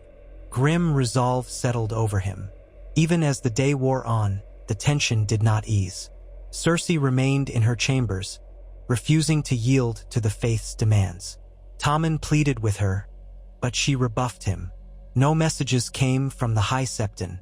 The Gold Cloaks reported that the crowd near the Street of Flower was growing, though they hadn't advanced yet. They displayed makeshift banners with 7-pointed stars drawn in charcoal. A few star-armored zealots stood among them. Finally, in mid-afternoon, a rider approached the Red Keep's gates under a white flag. It was a Septon wearing dusty robes, accompanied by 2 novices. He announced he bore a message from the High Septon himself. Guards escorted him into the courtyard where Sandor waited with a dozen armed men. The Septon was middle-aged, sweaty, and twitchy. He bowed. "I come in peace." The High Septon invites the king or his representative to meet on neutral ground at the ruins of the Dragon Pit. There, we can discuss terms to end this standoff without bloodshed. Sandor tensed. The Dragonette, an ancient ruin on the Hill of Rainies, was half-collapsed and ringed by broken walls. It was indeed neutral ground, not far from the Great September. "He must think we're fools," Sandor growled. "He'll have his men ring the place." The Septon cleared his throat. "He swears by the 7 it will be a safe meeting. Each side may bring a small escort if desired, but no more than 20 men. He says only then can we talk about disarming, feeding the poor, all of it. If you refuse, he warns the city will rise." Sandor glowered at the man. One of his men spat on the cobblestones. This was a trap or close to it. Yet if they refused, the crowd might indeed attempt to storm the keep or at least burn half the city in protest. He needed to consult with Tommen and Cersei. Without a word, he motioned for the Septon to wait under guard. Then he strode into the keep to find the queen. Cersei was in the council chamber, pacing, Tommen wringing his hands nearby, Jaime leaning against a pillar. Sandor relayed the message. Tommen brightened at the prospect of talking. This could be it, an end to the fighting. Cersei snapped, "It's a trick. They want us out in the open, away from the safety of the keep. I'll not put Tommen at risk." Jaime nodded. "I agree. The Dragon Pit is a ruin full of vantage points. They could have archers hidden." Tommen pleaded, "But if we refuse to meet, the city might riot. We can't hold them off forever. Please, mother. Perhaps you can send someone else to represent the crown." Cersei's eyes flicked to Jaime, then to Sandor. She hesitated. "The boy is right that refusing outright might spark the mob further. We have enough men to defend the Red Keep, but the rest of the city could burn. If the faith truly wants a parley, maybe we can force better terms." She studied Sandor. "Lord Commander, you took on their captain once before. If you go in Tommen's stead, you can show them we won't be cowed. Jaime could accompany you with a small guard. That might suffice." Tommen looked relieved. "Yes, that might work. The Hound could speak for me, demand they halt the violence. If they truly want peace, they'll listen." Sandor's lip curled. He had no interest in diplomacy with zealots, but refusing might doom the city. "Fine," he growled. "But if they try anything, I'm not promising a polite reaction." Cersei gave a tight smile. "Give them our terms. They lay down their arms, we forgive their transgressions. We might even allow a small group of unarmed volunteers to distribute bread, but no swords in the streets. Make that clear." Jaime stepped forward. "I'll go with him. We'll bring a handful of knights. No more than they asked, but be ready to respond if we're attacked." Cersei nodded, then took Sandor aside. Her voice dropped to a low hiss. "If you see an opening to put an end to this High Septon, take it. Discreetly if possible. But do what must be done." "Understood." Sandor met her gaze without flinching. He despised cloak and dagger orders, but he was sworn to serve. "Understood," he said. Not an hour later, Sandor and Jaime led a small contingent, 20 men in total, up the winding streets toward the Hill of Rainies. They rode on horseback, Sandor astride Ghost, his massive dappled warhorse. The men bore arms openly but kept them sheathed. Citizens along the route parted fearfully, some cursing the king's soldiers, others cheering them. The city's tension pressed in from every side. Ahead loomed the outline of the Dragon Pit, its ancient dome partially collapsed, columns rising like broken teeth. Once, dragons had been chained there. Now it was a crumbling relic, overgrown with weeds and strewn with rubble. They dismounted at the outer gates. A group of 10 warriors' sons stood waiting, star-etched armor gleaming dully. The same shaved-head leader from the courtyard scuffle was not present. Perhaps he was still in a cell. Instead, a tall, broad-shouldered zealot with a short gray beard stepped forward. "We greet you in the name of the Seven. The High Septon awaits within." Jaime and Sandor exchanged a look. They advanced on foot, their knights fanning out behind them. The warriors' sons kept pace, leading them through a crumbling archway into the main floor of the Dragon Pit. The space was vast, roof open to the sky where the dome had caved in centuries ago. Pillars stood in partial ruin, gaps in the walls revealing the city beyond. Snow drifted down from the overcast sky. In the center of this open arena waited a larger cluster of robed septons, novices, and more armed zealots. At their heart stood the High Septon in his ornate vestments. Sandor's skin prickled. This was a perfect place for an ambush. Zealots could hide behind half-fallen columns waiting with crossbows. But so far, he saw only swords and maces. The High Septon raised his hands in a gesture of welcome. "We are pleased you chose to parley rather than shed more blood," he intoned, voice echoing in the cavernous ruin. Sandor and Jaime halted a dozen paces away. Their men formed a line behind them, fists clenched on hilts, wary. Sandor's gaze flicked around, noting at least 30 warrior sons. Outnumbered, but not so drastically that it was hopeless if a fight broke out. He forced himself to speak calmly. "The crown demands you disarm and disband your faith militant. If you want to hand out bread or preach, do it without swords." The High Septon folded his hands. "We bear arms only because sin infests the city. Would you have us let criminals and exploiters run rampant? The crown does not feed the poor or punish vice.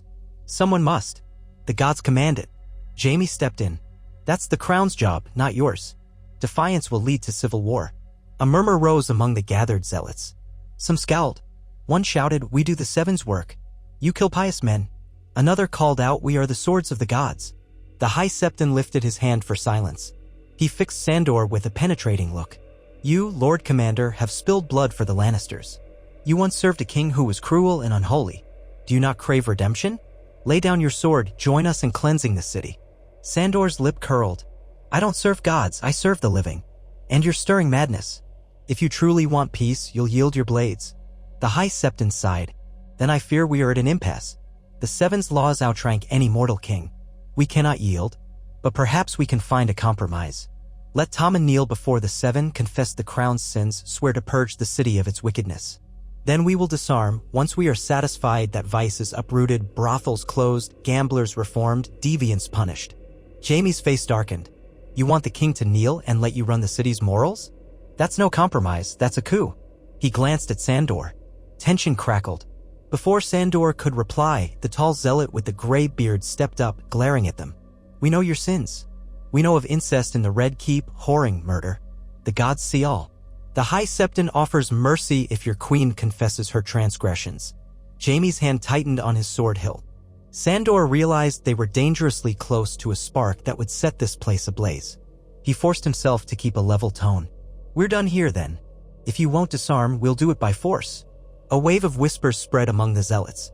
The High Septon's face remained solemn, but his eyes gleamed. "If that is your choice, the streets will run with blood. The small folk stand with us. King Tommen can still choose the path of peace." Sandor bared his teeth in a grim half-grin. "I doubt he'll choose to kneel to a man in a robe." He let silence hang. Was this the moment to strike? Cersei had hinted if he saw an opening to end the High Septon, do it. But they were outnumbered, and a direct assault might see them all dead. The zealots were poised, hands on hilts. Just then, a faint call echoed from one of the ruined arches. Everyone turned to see a figure in dark mail carrying a standard. It was one of Sandor's knights, left outside to watch for trouble. The knight waved anxiously. "Lord Commander." A large crowd is forming on the hillside. Seems they're supporters of the faith, armed with clubs. They're chanting, heading this way. A hush fell, broken only by the wind whistling through broken stone. Jaime muttered a curse. Sandor realized the High Septon had likely orchestrated this, surrounding them with a mob while they parleyed. Tension coiled in his chest. They had to leave or risk being trapped in these ruins. But if they ran, the faith might see it as weakness. If they fought, they might be overwhelmed. The High Septon raised his voice, letting it carry. "Hear that? The city has chosen the gods. Go back to your queen, Lord Commander. Tell her we will not rest until the city is cleansed of corruption. Let her meet with me and confess, or let her face the wrath of the faithful." Sandor growled low, stepping closer. "I'll give you a final warning. Stand down, or you'll see how the crown deals with traitors." A subtle gesture from the High Septon and half a dozen zealots closed ranks, swords half-drawn. Jaime placed a hand on Sandor's arm, his voice barely above a whisper. "We can't fight them all. Not with a mob outside. Retreat now, regroup. Let's go." Sandor hesitated, burning rage in his gut. He wanted to rip the High Septon's sanctimonious head off. But Jaime was right. With the city turning on them, they'd be slaughtered if they tried anything here. He spat on the dusty ground. "This isn't over." "No, it isn't," the High Septon murmured softly. Jaime and Sandor backed away, their men following. They retreated under the watchful eyes of the warrior sons. Outside, the hillside was indeed thronged with a large group of ragged men and women, some armed with cudgels or pitchforks, chanting about the seven. The gold cloaks who'd remained with the horses were visibly nervous. The crowd parted grudgingly as Sandor's column walked out, but the tension was so thick it felt like it might explode any second. Some in the mob jeered, calling them murderers and sinners. A woman spat in Jaime's direction. Another shook a homemade banner with the star painted on it. The knights forced their way to the horses, mounted quickly, and rode off, the crowd falling in behind, chanting. A few threw stones each. Half-heartedly, but none pursued them at speed. Still, Sandor felt the city's hatred at his back. So this was what it meant to lose the people's support. They saw the faith as their champion, promising moral purity and bread, while the crown offered swords and taxes.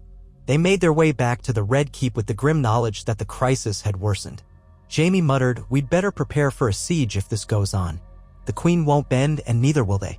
Sandor said nothing. Inside, he felt the old rancor swirl, memories of how quickly a city could become a battleground of fire and screams. Each time, he believed maybe the bloodshed was over. Yet here it was again, looming like a hungry wolf. The next hours and days would decide if King's Landing devoured itself. He was the Lord Commander, sworn to protect Tommen, but even he had limits. If the entire city rose, not all the swords in Westeros could keep them at bay. As he rode into the courtyard, the snow swirling around him, he dismounted and tried to steel himself for what came next. Cersei would demand a crackdown, Tommen would fret about peace, the High Septon would keep inflaming the smallfolk. Sandor would once again walk the streets, a grim sentinel trying to stave off chaos. But how long could he keep it at bay? He looked up at the Red Keep's towers and thought, if it all burns, maybe that's the end of my running from the flames. Maybe I'll face them at last. It was not a comforting thought. Yet duty pressed him onward. He handed Ghost's reins to a stable boy and strode inside, bracing for the next battle in a war that had no clear victory, only blood, faith, and fear.